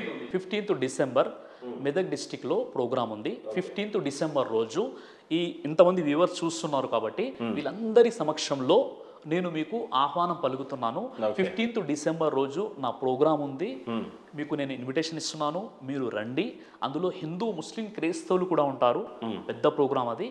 ఆ ప్రోగ్రాంలో మీరు కంప్లీట్గా మీరు ఆ ప్రోగ్రాం వినండి. ఆ తర్వాత ఏదైనా సందేహం ఉంటే అడగండి. అక్కడ ఏం జరుగుతుందో మీరు తెలుసుకొని మీరు మీ యొక్క సిగ్నేచర్ స్టూడియోలో కూడా మీరు టెలికాస్ట్ చేయండి. చలో రైట్, ఇది క్లియర్గా పిలిచారు. రెండో విషయం, ఇప్పుడు మన సంతోష్ ఘనపాటి గారు ఏదైతే విషయం చెప్పారో అదేంటంటే వేదాలలో ముహమ్మద్ ప్రవక్త ప్రస్తావన లేదు, పురాణాలలో లేదు, ఇతిహాసాలలో లేదు. కల్కి అవతారు అంటే ఆయన ముహమ్మద్ ప్రవక్త కాదు, లేదా నరాశంస అంటే అది అగ్నిని స్తుతించినటువంటి మంత్రాలు, ఈయన పెడార్థాలు తీసి ఆయనకు అనుకూలంగా ఆయన మతాన్ని ప్రచారం చేస్తున్నాడు అన్న కోణంలో ఎవరు చెప్తున్నారు? సంతోష్ ఘనపాటి గారు చెప్తున్నారు. ఒక చిన్న విషయం ఏంటంటే వేదాలు అనేవి చాలా గొప్ప గ్రంథాలు కదండి. వేదాలు అంటే విద్ అనే ధాతువు నుండి వేదం అనే పదం ఏర్పడింది. దీని అర్థం ఏంటి? జ్ఞానము మరియు తెలుసుకోవడం అనమాట. అంటే వేదాలలో ప్రవక్త ముహమ్మద్ సల్లల్లాహు అలైహి వసల్లం వారి గురించి ఉంటే అంతకంటే అదృష్టమైనటువంటి విషయం, గొప్ప విషయం మరొకటి ఏది ఉంటుంది? నిజంగా చెప్పాలంటే ఈ ప్రపంచంలో సెకండ్ లార్జెస్ట్ రిలీజన్ అనమాట. ఏంటి? ఇస్లాం. కావచ్చు, నేను చెప్తున్నాను అదే హిందూ ధర్మం ప్రకారంగా వేదాలు అనేటివి అతి పురాతనమైనవి. అల్లా గురించి ప్రస్తావించటం కానీ ఎక్కడ వేదంలో చేయలేదు అనేది ప్రధాన. ముహమ్మద్ ప్రవక్త, దాని తర్వాత రెండోది ఖురాన్ అనేది దివ్య గ్రంథం, మొన్న పుట్టింది, వేదాలు ముందు పుట్టినాయి అనేది మా వాదన. వేదాలు అనేవి ఎప్పుడో పుడితే ఇప్పుడు ఇక్కడ అల్లా గురించి ఎందుకు ఉంటుంది, మొహమ్మద్ ప్రవక్త వారి గురించి ఎందుకు ఉంటుంది అందులో? సరే నేను చెప్తాను. ఏదైతే సంతోష్ ఘనపాటి గారు చెప్పారో మొహమ్మద్ ప్రవక్త వారి ప్రస్తావన హిందూ మత గ్రంథాల్లో ఎక్కడ కూడా లేదు, ఈయన కేవలం అబద్ధాలు పలుకుతున్నాడు అని సంతోష్ ఘనపాటి గారు చెప్పారు కదా. ఇప్పుడు మీరు గుర్తుపెట్టుకోండి, మహాభవిష్య పురాణం ప్రతిసరపరం 3 కాండం 3 అధ్యాయం 3 శ్లోకము 7 మరియు 8. ఎతస్మిన్నంతరేం లేచ ఆచార్యేన సమన్వితా మహామద ఇతి ఖ్యాతా శిష్య శాఖా సమన్విత రూపచ్చైవ మహాదేవం మరుస్థల నివాసనం. ఒక మ్లేచ్చుడు నిరక్షరాసుడైన ఒక బోధకుడు తన శిష్యులతో పాటు వస్తాడు. ఆయన పేరు మహమ్మద్. ఆయన ఎడారి ప్రాంతానికి చెందినవాడే ఉంటాడు. చాలా ఖచ్చితంగా మహాభవిష్య పురాణం ప్రసరపురం 3 కాండం 3 అధ్యాయం 3 శ్లోకం 7. సంతోష్ ఘనపాటి గారిని నేను సార్ ఆయన కూర్చోబెట్టండి, మీరు అసలు ఆయన ఉంటారనుకున్నాను నేను. మీరు పారిపోతారేమో అని ఆయన ఉద్దేశం, ఇప్పుడు మీరు రారు అనేది ఆయన ఉద్దేశం. ఇప్పుడు ఆయన అనుకుంటున్నారు అలా. నేను చెప్పేది ఏంటంటే ఇప్పుడు నేను మహాభవిష్య పురాణం రిఫరెన్స్ నేను చెప్పాను. విషయం ఏంటంటే నేను ఇప్పుడు ఈ సందర్భంగా నేను చెప్పే విషయం ఏంటంటే మొహమ్మద్ ప్రవక్త ప్రస్తావన నేను చెప్పడం కాదు, అసలు నాకు ఎలా తెలిసింది. ఫస్ట్ మమ్మల్ని మీ సభకు పిలుస్తున్నారు, క్లియర్. మిమ్మల్ని సభకు పిలుస్తున్నాను, ఇదే ఘనపాటి గారితో మీరు కూర్చుంటారు, ఖచ్చితంగా మీరు కూర్చుందాం. నేను ఒక విషయం ఏం చెప్తున్నానంటే ముందు ఇది కన్క్లూజన్ అవ్వనివ్వండి. నేను మీకు ఏం చెప్తున్నానంటే మీకు నేను చెప్పే విషయం ఏంటంటే సార్, మొహమ్మద్ ప్రవక్త వారి గురించి హిందూ మత గ్రంథాల్లో ఉందా లేదా అన్న విషయంలో పండిత్ వేద్ ప్రకాష్ ఉపాధ్యాయ ఉన్నారు. ఇప్పుడు ఈ నేను బుక్స్ ఆయనకి ఇవ్వండి. క్వశ్చన్ అయితే అడుగుతాయని, అంతకు మించి మిమ్మల్ని ఇబ్బంది పెట్టాను, నేను జస్ట్ అడిగేస్తాను అంతే. ఒక చిన్న విషయం సార్. ఇప్పుడు మీకు ఏం చెప్తున్నానంటే, ఇప్పుడు పండిత్ వేద్ ప్రకాష్ ఉపాధ్యాయ ఉన్నారండి, ఈయన ఎంఏ సంస్కృతం. ఈయన కల్కి అవతార్ అనేటటువంటి ఒక పుస్తకం రాశారు. అంతిమ ఋషి ఆరు కల్కి అవతార్ అనేటటువంటి ఒక పుస్తకం రాశారు అనమాట. ఆయన బుక్ యొక్క తెలుగు ట్రాన్స్లేషన్ ఇది మీరు ప్రింట్అవుట్ తీసుకోండి, ఇది మొత్తం కూడా ఆయనకి ఇవ్వండి. ఎవరు? సంతోష్ ఘనపాటి గారికి నా తరపున ఒక గిఫ్ట్ అని, లేదా నేను బుక్ ఇచ్చి వెళ్తాను, అది మీరు ఇవ్వండి. తర్వాత ఇది ఒక బుక్, ఇదేముంది? కల్కి అవతార్ ప్రవక్త ముహమ్మద్ సల్లాం. నిజంగా ప్రవక్త ముహమ్మద్ వారు కల్కి అవతార్ ఎలా అవుతారు? ఏ ఇయర్ లో దీన్ని ప్రింట్ చేశారు? ఇప్పుడు కంప్లీట్ గా డీటెయిల్స్ ఉన్నాయండి. గురువు గారి గుడికి వెళ్ళారు, రైట్ అండి. ఇప్పుడు ఒక విషయం ఏంటంటే, ముహమ్మద్ ప్రవక్త ప్రస్తావన హిందూ మత గ్రంథాల్లో ఉందా లేదా? ఆయన లేదంటున్నారు, నేను ఉందంటున్నాను. నాకు ఎలా తెలిసిందంటే, హిందూ మత పండితుడు, సంస్కృత విద్వాంసుడైనటువంటి పండిత్ వేద్ ప్రకాష్ ఉపాధ్యాయ్ గారు కల్కి అవతార్ అంతిమ ఋషి అనే పుస్తకం రాశారు. అందులో ఆధారంతో పాటు ఉంది, ఇది ఒక పుస్తకం. రెండో పుస్తకం పురాణాల్లో ముహమ్మద్ సల్లల్లాహు అలైహి వసల్లం, ఇవి వేరే పబ్లికేషన్ వాళ్ళు చేశారు. ఆ తర్వాత హిందూ ధర్మ గ్రంథాల్లో ముహమ్మద్ సల్లల్లాహు అలైహి వసల్లం, ఇది ఇప్పుడు మూడో పుస్తకం. తర్వాత ఇది కల్కి అవతార్ ముహమ్మద్ సాహెబ్ అని, ఇది వేరే పుస్తకం. తర్వాత ఇది కలియుగాంతం. ఈ విధంగా ఇన్ని పుస్తకాలలో ప్రవక్త ముహమ్మద్ సల్లల్లాహు అలైహి వసల్లం వారి యొక్క ప్రస్తావన ఉందండి. ఈ పుస్తకాల్లో నిజంగా ఆయన ఎప్పుడు వస్తారు, ఎక్కడ వస్తారు, ఎలా ఉంటారు, రూపురేఖలు ఎలా ఉంటాయి అన్న విషయాలు కూడా ముహమ్మద్ ప్రవక్త గురించి చెప్పబడ్డాయి. ఈ పుస్తకాల్లో ఉంది కదా. ఇప్పుడు ఒక వ్యక్తి నోటి మాటగా చెప్పడం వేరు, అది ఒక ప్రింట్ అయినటువంటి పుస్తకాలు. ముహమ్మద్ ప్రవక్త వారు మళ్ళీ తిరిగి వస్తాడు అనేది రాస్తుందండి సార్. ముహమ్మద్ ప్రవక్త వారు రారండి, ఆయన తిరిగి రారు. ముహమ్మద్ ప్రవక్త వారు ముందు ఈ విషయాన్ని మీరు కంప్లీట్ అయిపోతే వేరే విషయంలోకి వెళ్ళిపోదాం. నేను చెప్పే విషయం ఏంటంటే, ముహమ్మద్ ప్రవక్త వారు వేదాలలో ఆయన నరాశంస అంటే యో నరో ప్రశస్యత అంటే ఏ నరుడైతే ప్రశంసింపబడతాడో, ముహమ్మద్ అనే అర్థానికి ప్రశంసింపబడేవాడు. ఆ తర్వాత ఆ నరాశంస ఎవరో కాదు, ముహమ్మద్ ప్రవక్తాన్ని వేద ప్రకాష్ ఉపాధ్యాయ్ చెప్పారు విషయాన్ని, లక్ష్మీ శంకరాచార్య వారు చెప్పారు విషయాన్ని, శ్రీ రవిశంకర్ గారు కూడా ఒక ప్రోగ్రాంలో అవునండి వేదాల్లో ముహమ్మద్ ప్రవక్త ప్రస్తావన ఉందని చెప్పారు. పురాణ్ పాతదా వేదాలు పాతవా? సార్ ఈ టాపిక్ కంప్లీట్ అయిపోనివ్వండి. నేనేం చెప్తున్నానంటే, ప్రవక్త ముహమ్మద్ వారు వస్తారు అన్న విషయంలో ఇన్ని పుస్తకాలు మీకు చూపించానండి. మీకు హిందీలో కూడా ఉన్నాయి, తెలుగులో ట్రాన్స్లేషన్ కూడా ఉన్నాయి. ముందు ఈ విషయాలపై ఆయన స్టడీ చేయమని చెప్పండి. రైట్. ఈ విషయాలపై స్టడీ చేసి దీనికి కౌంటర్లు ఇవ్వమని చెప్పండి ఆయన. ఎవరికి? సంతోష్ ఘనపాటి గారి. మరో విషయం ఏంటంటే, ఇప్పుడు ఏదైతే మీరు క్వశ్చన్ అడుగుతున్నారో, ఏం క్వశ్చన్ అడిగారండి? వేదాలు ముందు పుట్టాయా, ఖురాన్ ముందు పుట్టిందా, బైబిల్ ముందు పుట్టిందా? ఈ విషయం మీరు తెలుసుకోవాలి. దీన్ని అడగబోయే ముందు ప్రధానంగా క్రిస్టియన్ సోదరులంతా కూడా క్లెయిమ్ చేసేది ఏంటంటే, సిరాజ్ గారు, బైబుల్ నుండి కాపీ చేసినటువంటి ఖురాన్ ఏ రకమైన దివ్య గ్రంథం కాదు అని ప్రధానంగా ఆరోపిస్తూ ఉంటారు. ఖచ్చితంగా ఖురాన్ అనేది కంప్లీట్గా బైబుల్ నుంచే పుట్టింది. ఆదాం హవా టాపిక్ వాళ్ళది, అబ్రహం అనే టాపిక్ వాళ్ళది, పౌలు అనే టాపిక్ వాళ్ళది. దాని తర్వాత డేవిడ్ రాజుని దావిద్ అన్నారు వాళ్ళు, ఇక్కడ ఇంకో రకమైన పేరు వినిపించింది. అక్కడ నోహార్కు ఉంటే ఇక్కడ నోహార్కు ఉన్నాడు. అక్కడున్న కంప్లీట్ చాప్టర్ అంతా కూడా ఖురాన్ అక్కడి నుంచే కాపీ చేయబడింది. ముందు 2000 సంవత్సరాల ముందు వాళ్ళది అని అంటే మీది 1600 సంవత్సరాల క్రితం అని అంటున్నారు. దీనికి ఫస్ట్ క్లారిఫికేషన్ ఇచ్చిన తర్వాత వేదాలతో వీళ్ళు కాపీ విత్ అదర్ గ్రంథాస్. సార్, ఇప్పుడు వేదాలు హిందూ సోదరులు, హైందవ సోదరులు ఏదైతే వేదాలు విశ్వసిస్తున్నారో అది మనం దీన్ని క్లారిఫై చేసి then will come to the Veda. Bible, Quran. Bible నుండే పుట్టింది ఖురాన్.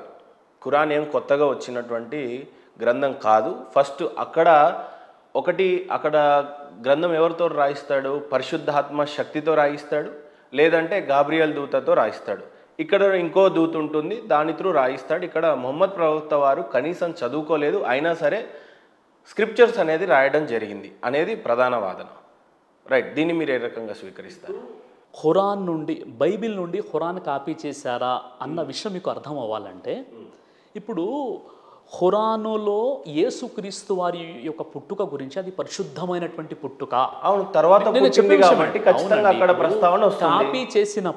కాపీ చేసినప్పుడు అందులో ఇప్పుడు కాపీ చేసినప్పుడు ఇది ఎవరైతే కాపీ చేస్తున్నారో వాళ్ళు ఇంకా దీన్ని ఉన్నతంగా చెప్పాలి కదా.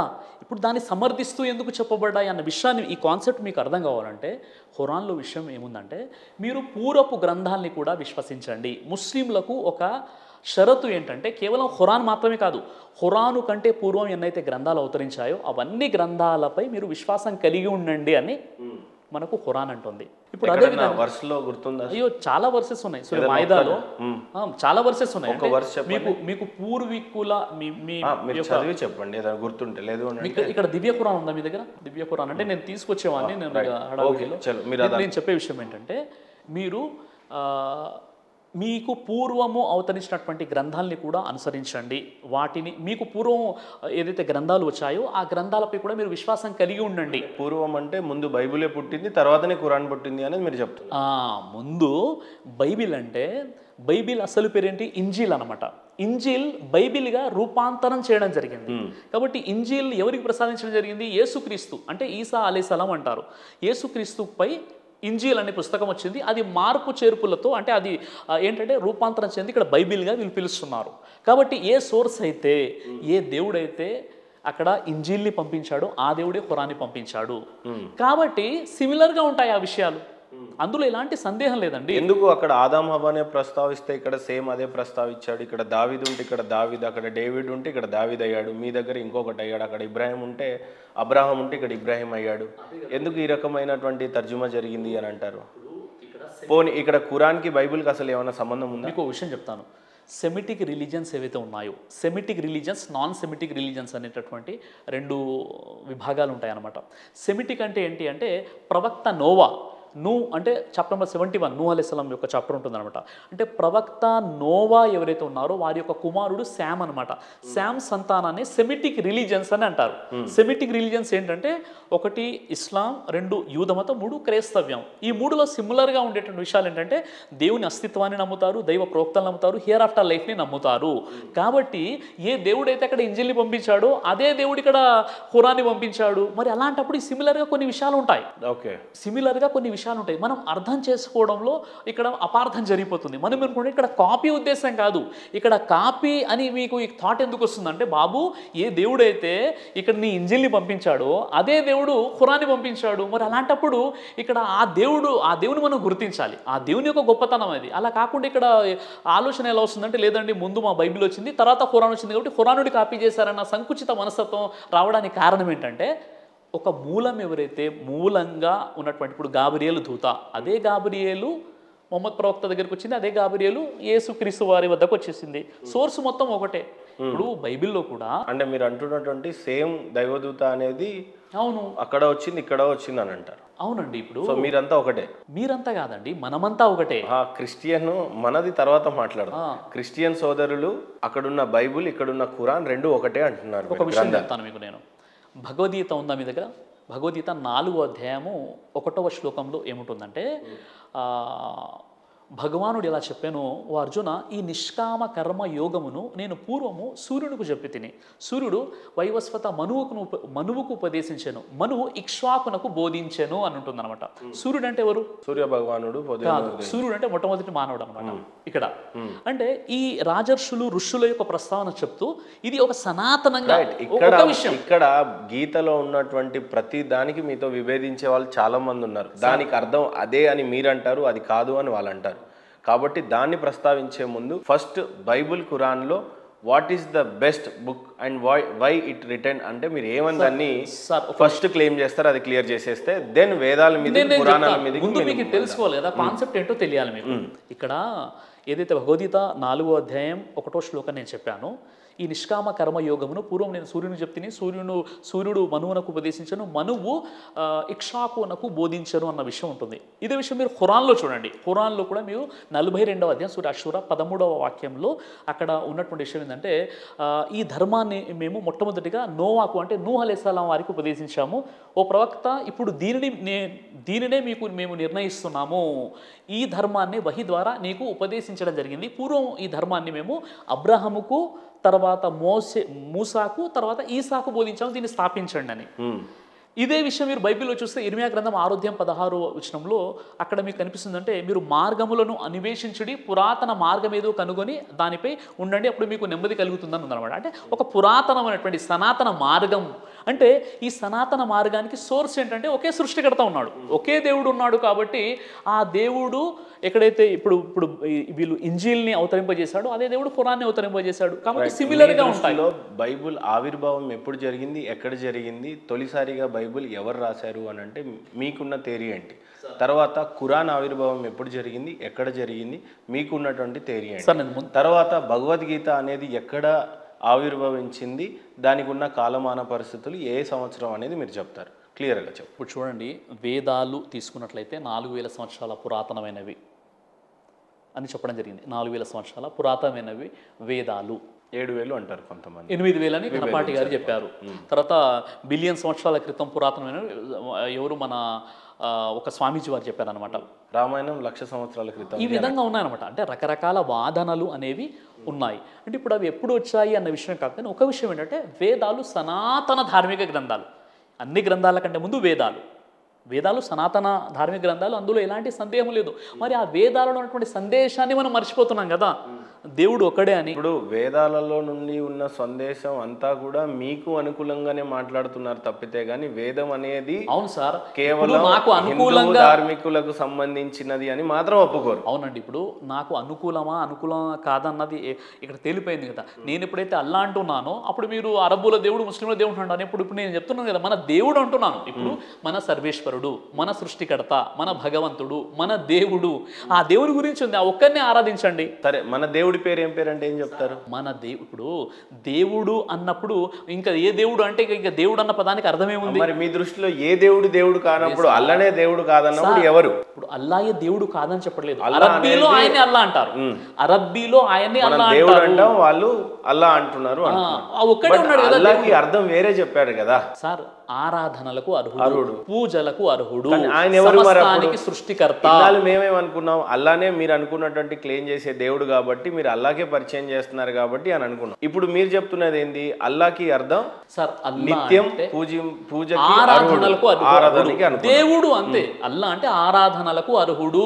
ఇప్పుడు ఏ దేవుడు అని అందాం మరి అంటున్నాను నేను. ఈ కన్ఫ్యూజన్స్ ఉంటాయి కాబట్టి మేము ఏం చెప్తాము, దేవుడు ఒక్కడే, నేను కాదనట్లా, కానీ ఆ దేవుడు ఒక్కడే. ఎవరు ఒక్కడు? ఎవరంటే ఒక్కడైనటువంటి ఒక్కడు, ఏకైక దైవం, పుట్టించిన వాడు. సార్ అదే కదా. ఇప్పుడు నేను ఒక్కడు, ఇప్పుడు నేను అరబీలో అల్లా అంటాను, అల్లా అనగానే మీరు అంటారా మీ దేవుడు అల్లా అంటున్నారు. ఇప్పుడు అదే సార్, ఇప్పుడు మనం ఇక్కడ అర్థం చేసుకోవాల్సిన విషయం ఏంటంటే మనందరినీ పుట్టించినప్పుడు మిమ్మల్ని నన్ను మనందరినీ పుట్టించిన దేవుడు ఒకడే కదా, ఒకడేనా కాదా? ఒకడే. భూమి ఆకాశాలు, సూర్యుడు, చంద్రుడు, వీటన్నిటిని సృష్టించిన దేవుడు ఒకడే కదండి. మా వాళ్ళైతే ఒకళ్ళు అన్నారు, 33,000 కోట్ల మంది దేవతలు అంటారు. ఇప్పుడు ఆయన ఎవరు, మన చిన్నజీర స్వామి వారు ఏం చెప్పారంటే దేవుడు గాడ్ అనబడేవాడు ఒక్కడే, ఒకే దేవుడు ఉన్నాడు, దేవతలు ఉన్నారు. దేవతలు అంటే దేవునిచ్చే కొన్ని పనుల కోసం నియమింపబడిన వారిని దేవతలు అంటారు. అలా దేవతలు 33,000 కోట్లు. ఆయన కంక్లూజన్ కావాలి సార్. ఎవరి కన్క్లూజన్? వేదం యొక్క కన్క్లూజన్ ఏంటి? వేదం ఏమంటుంది? ఋగ్వేదం 6వ మండలం 40వ సూక్తం 16వ మంత్రం, ఋగ్వేదం 8వ మండలం 1వ సూక్తం 1వ మంత్రంలో ఏముంది? యయేక ఇత్తముష్తుహి మా చిదన్య ద్విషంసత సఖాయోమ రిషన్యత. యయేక ఇత్తముష్తు అంటే ఒక్కడు సాటి సమానంలో ఆయన ఆరాధించాడు. ఇప్పుడు ఆయన ఏం చెప్పారు?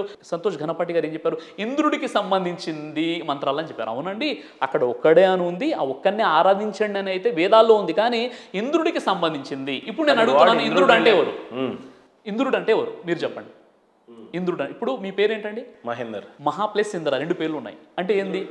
దాని అర్థమైంది.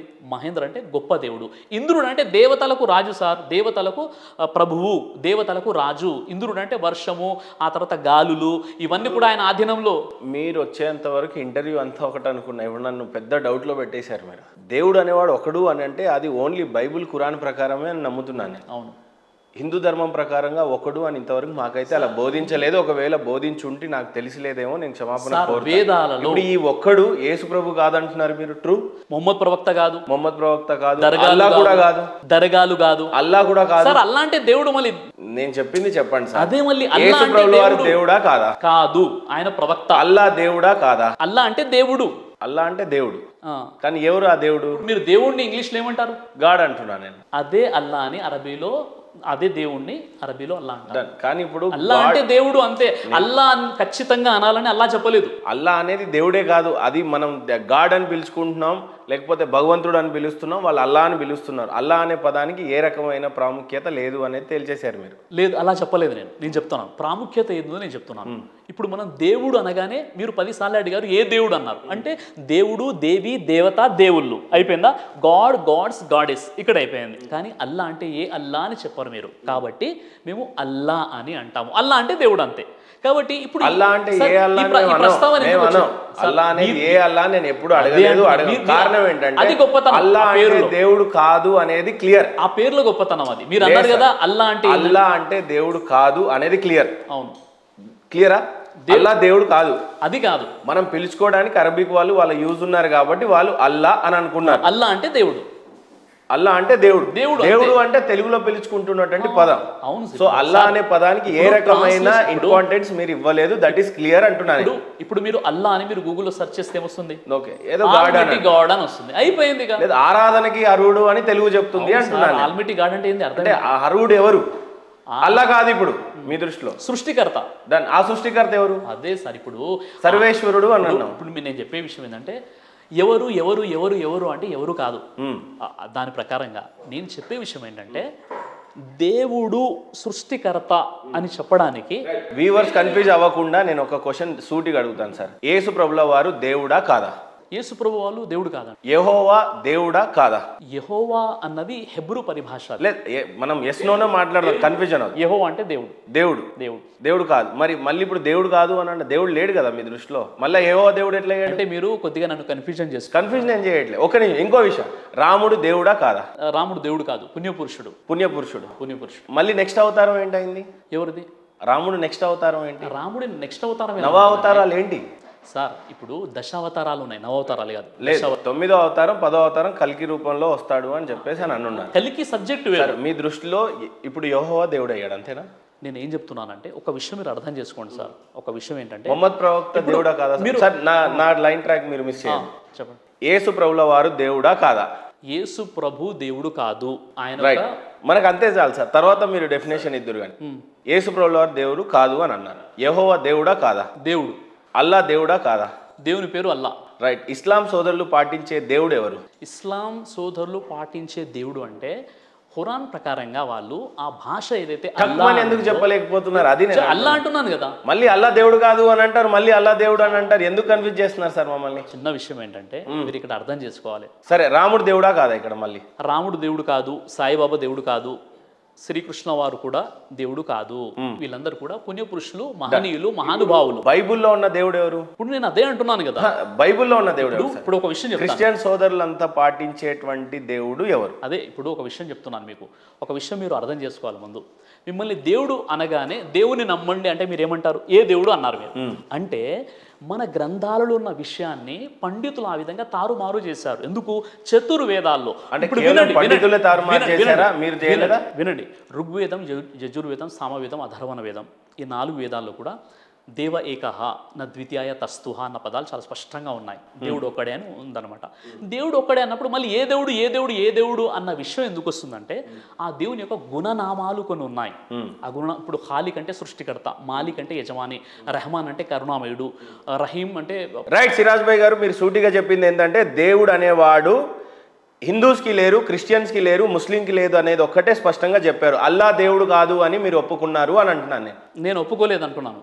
యేసుప్రభుల వారు దేవుడు కాదన్నారు, అల్లా దేవుడు కాదన్నారు, రాముడు దేవుడు కాదు అని అన్నారు, శ్రీకృష్ణుడు దేవుడు కాదు అన్నారు. మీ దృష్టిలో దేవుడు ఎవరు అని అంటే అల్లా అంటున్నారు. అల్లా అంటే దేవుడు అంటున్నాను. దేవుడు కాదు అన్నారు, మళ్ళీ అల్లా అంటున్నాను. ఆరాధనకి అర్హుడు అల్లా. అల్లా అనేది దేవుడు కాదు. వాళ్ళు అరబిక్లో దేవుడు అని పిలుచుకుంటున్నారు అంతే.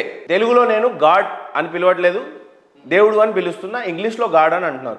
మీ దృష్టిలో ఇప్పుడు దేవుడు ఎవరు అనేది చెప్పండి సార్. అదే ఇప్పుడు మీరు ఏం చేస్తున్నారంటే ముందు ఇప్పుడు ఈ విషయం ఏంటంటే ఇప్పుడు ఒక విషయం మీకు అర్థం కావాలంటే దాని పూర్వపరాలు ఏంటో మీకు అర్థం కావాలి.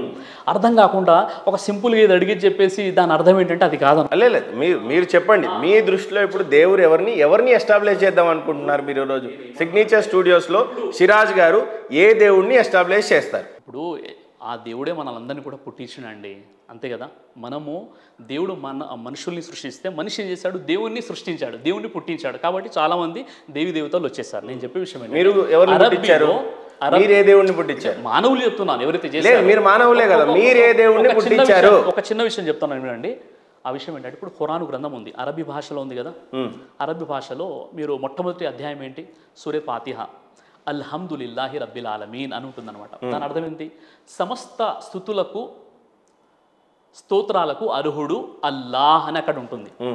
కానీ అల్లా అనేటటువంటి ఏదైతే అరబీ పదం ఉందో, వినండి వినండి, రైట్ రైట్. ఇప్పుడు అరబిక్ లో సమస్తానికి దేవుడు అల్లా అని అల్లా అని అరబీ పదం ఉంది కదా, తెలుగులో చదవండి దాన్ని తెలుగులో చెప్పాలంటే ఈ సమస్తాన్ని సృష్టించింది ఆ స్తుతి స్తోత్రాలకు అర్హుడు దేవుడు, అంతే.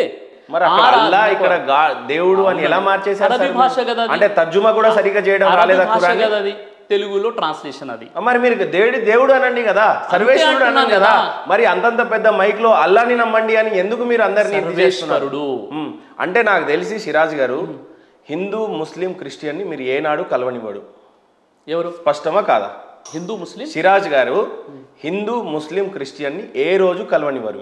మీకు కావాల్సింది క్రిస్టియన్స్ కన్వర్ట్ అవ్వటం, హిందూస్ కన్వర్ట్ అవ్వటం, మీ జేబులు నింపటం. ఇది సూటి నా ప్రశ్న, మీరేమంటారు? అదే ఇప్పుడు నేను అదే క్వశ్చన్ అడిగాను అనుకోండి.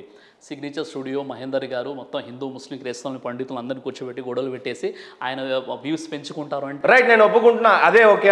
మీరు ఒప్పుకుంటున్నారా? నేను ఒప్పుకోవట్లేదు. మీరు ఓన్లీ మతం మార్చి జేబులు నింపుకుంటారని ఒప్పుకుంటారా? సార్ నేను ఏమంటా, చూసే వాళ్ళకి తెలుసు సిగ్నేచర్ స్టూడియో వాళ్ళు ఏం చేస్తారు, వాళ్ళ ఇష్టానికి వదిలేస్తాం. కానీ సిరాజ్ గారు ఒప్పుకుంటారా, నేను మతాన్నే మారుస్తా, హిందూ ముస్లిం క్రిస్టియన్ని ఏ రోజు కలవనివ్వను? మత సంస్కరణ కావాలి ఇక్కడ మనకు, మత మార్పిడి కాదు, మన మతి మార్పిడి జరగాలి.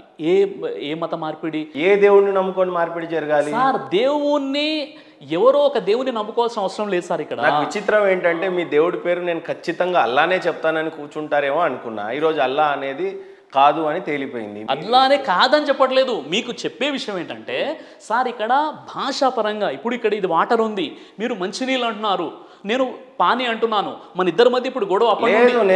పానీ అనట్లే, నేను సర్వేశ్వరుడు అని స్పష్టంగా చెప్తున్నాను, మీరు అల్లా అని స్పష్టంగా చెప్పగలరా? ఇప్పుడు ఈ వాటర్ని మీరు ఏమంటున్నారంటే దీన్ని మీరు మంచి నీళ్లు మాత్రమే తాగుతాను అంటున్నారు. చెప్తున్నాను సార్, నేను ఎల్కేజీలో లేను. వినండి, పానీ వాటర్ నా క్లారిటీ వచ్చి మీరు క్లారిటీగా లేరు, అల్లాకి గాడ్కి మధ్యలో చిచ్చు పెడుతున్నారని నేను అంటున్నా సార్. సార్ ఇప్పుడు మీరు లేదా అల్లా గాని వేరువేరుగా చూస్తున్నారు, అల్లా యెహోవా మీరు చెప్తున్నారు, నేను కాదు చెప్తాను, నేను దేవుడు ఒక్కడే అని చెప్తున్నా, మీరు అల్లా మాత్రమే దేవుడు అని చెప్తున్నారు. బైబుల్లో యెహోవా దేవుడు మాత్రమే దేవుడు అని చెప్తున్నారు. యేసు ప్రభువుల వారిని నమ్మాలి, లేదు అని అంటే పరిశుద్ధాత్మ దేవుడు యెహోవా ఒకటే అని చెప్తున్నారు. బైబిల్ ఏ భాషలో ఉంది? హిబ్రూలో స్టార్ట్ అయింది, ఇప్పుడు తెలుగులో ఉంది. యావ్యే, యెహోవా, జెహోవా ఏదైతే పేర్లు ఉన్నదో బైబిల్లో అర్మాయిక్ భాషలో ఏదైతే ఉందో, ఇప్పుడు యెహోవా అని అక్కడ పిలిచారు కదా, ఇక్కడ అరబీలో అల్లా అంటున్నారు కదా, తర్వాత సర్వేశ్వరుడు అని ఈ మూడు భాషలు ఇక్కడ మనం తీసుకున్నాం. తీసుకుంటే సర్వేశ్వరుడు అంటే సర్వ నియామకుడు.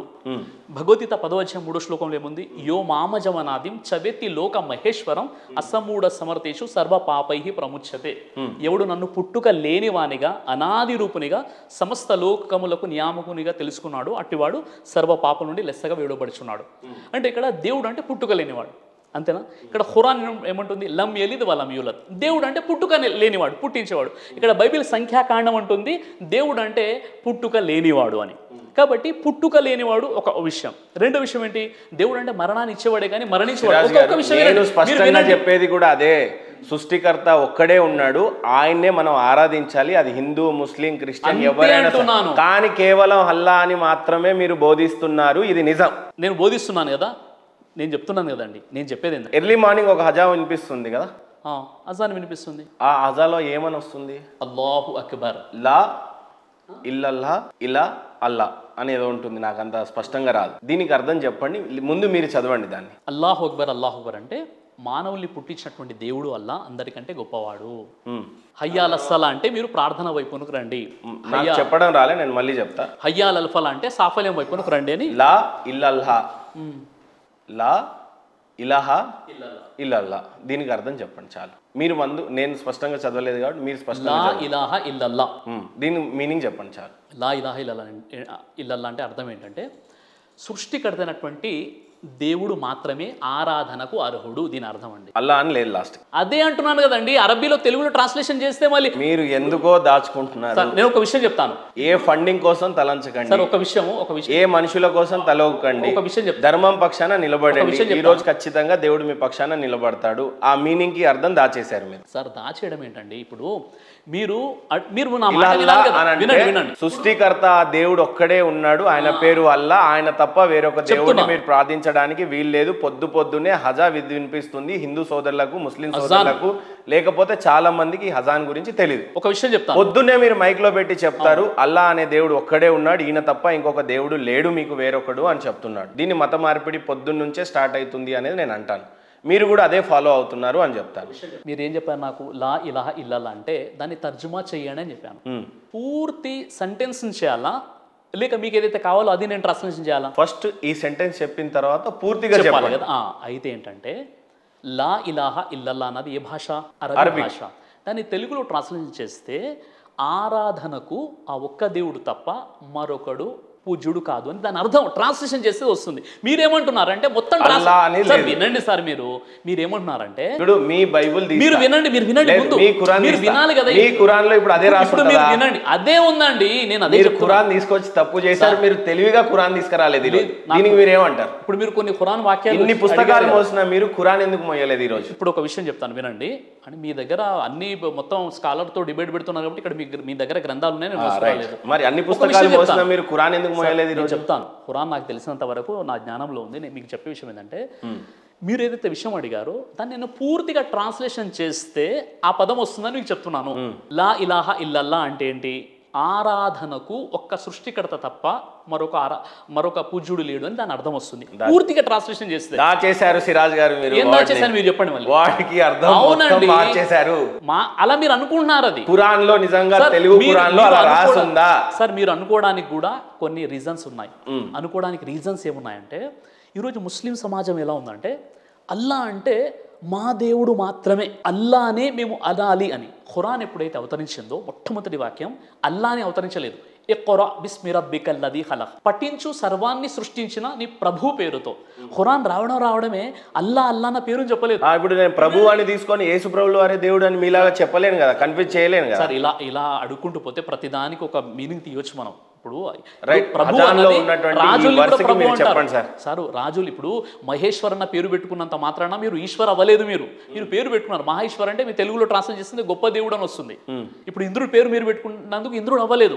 అలా యేసు ప్రభు అని ఎవరైనా అన్నంత మాత్రాన వాళ్ళు ప్రభు అవ్వరు. ప్రభులు మరి రాజుల్ని కూడా ప్రభు అన్నారు, అది వేరే విషయం సార్. నేను చెప్పే విషయం ఏంటంటే మీరు ఒక విషయం అడిగినప్పుడు దాని క్లారిటీగా తెలుసుకునే ప్రయత్నం చేయండి.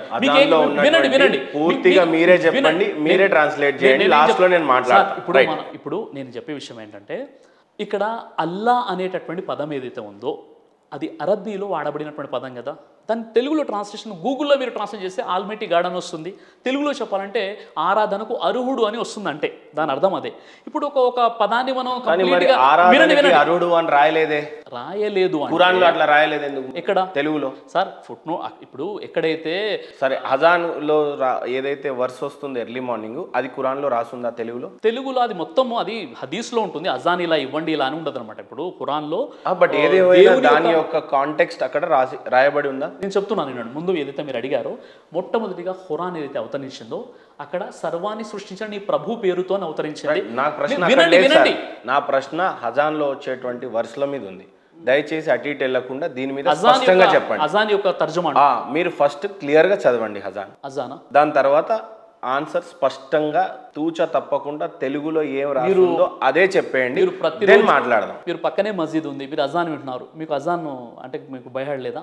లేదన్నారు కదా సార్. లేదండి. అంటే అల్లాహు అక్బర్ అంటే దేవుడు అందరికంటే గొప్పవాడు. అష్హదు అల్లా ఇలాహ ఇల్లల్లా, నేను సాక్ష్యం ఇస్తున్నాను ఆరాధనకు అర్హుడు ఆ దేవుడని. హయ్యా అల సలా, సాఫల్యం వైపునకు రండి. హయ్యా అలల్ ఫలా, ప్రార్థన వైపుకు రండి. అష్హదు అన్న ముహమ్మద్ రసూల్లా, నేను సాక్ష్యం ఇస్తున్నాను ముహమ్మద్ చివరి దైవ ప్రవక్త. లా ఇలాహ ఇల్లల్లా, ఆరాధనకు అర్హుడు తప్ప మరొక ఆరాధనకు అర్హుడు లేడు. ఈ తెలుగులో ట్రాన్స్లేట్ చేస్తే ఆరాధనకి అర్హుడు కేవలం అల్లా తప్పితే మరి అవును సార్, ఆరాధనకు స్పష్టంగా చెప్తే అవును అంటున్నాను కదా నేను. మరి ఎందుకు దాచేదేముంది అందులో? అది ఏమి లేదు, మీరు అనుకున్నారు అట్లా. నేను ఏం దాచట్లేదు. ఇక్కడ ఏముందంటే నేను మాటికి అదే చెప్తున్నాను. మనం ఇక్కడ ముస్లింల యొక్క మైండ్ సెట్ కూడా ఎలా ఉందంటే అల్లా అల్లా అల్లా అల్లా అంటున్నారు. భయ్ అల్లా అంటే ఎవరు అంటే ఆరాధనకు అర్హుడు. అల్లా అంటే మానవుల సృష్టికర్త. అల్లా అంటే మానవుల చక్రవర్తి. సిరాజ్ గారు ఇలా స్పష్టంగా సిగ్నేచర్ స్టూడియోలో ఏం చెప్పారు అని అంటే అల్లా దేవుడు కాదు అని చెప్పేశారు. అలా స్పష్టంగా మీరు అనుకున్నారు. మీరు స్పష్టంగా చెప్పారు. అదే మీరు స్పష్టంగా అనుకున్నారు. సిగ్నేచర్ స్టూడియోస్ లో సిరాజ్ గారు ఈ రోజు ఏ దేవుడిని ఆరాధించమని చెప్తాడు? ఈ రోజు నేను చెప్పే విషయం ఏంటంటే వేదాల ప్రకారంగా బైబిల్ ప్రకారంగా ఖురాన్ ప్రకారంగా ఒకే ఒక సృష్టికర్త ఉన్నాడు. ఆయన వినండి ఆయన్ని విభిన్న పేర్లతో విభిన్న రకాలుగా పిలవడం జరిగింది. ఆ ఒక్క దేవునే మనం ఆరాధిద్దామంట. ఆ ఒక్క దేవుడు ఎవరు సిరాజ్ సార్? ఆ ఒక్క దేవుడే. పేరుందా? అవునండి, పేరు లేదా? ఒక్క పేరు లేదు కదా. మరి ఇన్ని రోజులు వేదిక మీద అల్లా ఒక్కడే దేవుడు అని వేధించి మమ్మల్ని ఇంత టార్చర్ చేశారు కదా. ఎవరు? మీరు ఒక్క ప్రోగ్రామ్ అయినా అటెండ్ అయ్యారా? నేను డైలీ చూస్తున్నా టీవీలో. మీరు ఇప్పుడు మీ మొదటి వ్యూవర్ బహుశా నేనే ఉంటా పొద్దున్నే. సరే, మీరు యూట్యూబ్లో చూస్తున్నారు. ఇప్పుడు 15th డిసెంబర్ మిమ్మల్ని ఆహ్వానించాను. మీరు ప్రోగ్రామ్కి రండి. మీకు మాటికి అదే చెప్తున్నాను. అదేంటంటే ఇప్పటి వరకు ఏదైతే మన డిస్కషన్ జరిగిందో ఇక్కడ మనకు కావాల్సింది మత మార్పిడి కాదు, మత సంస్కరణ.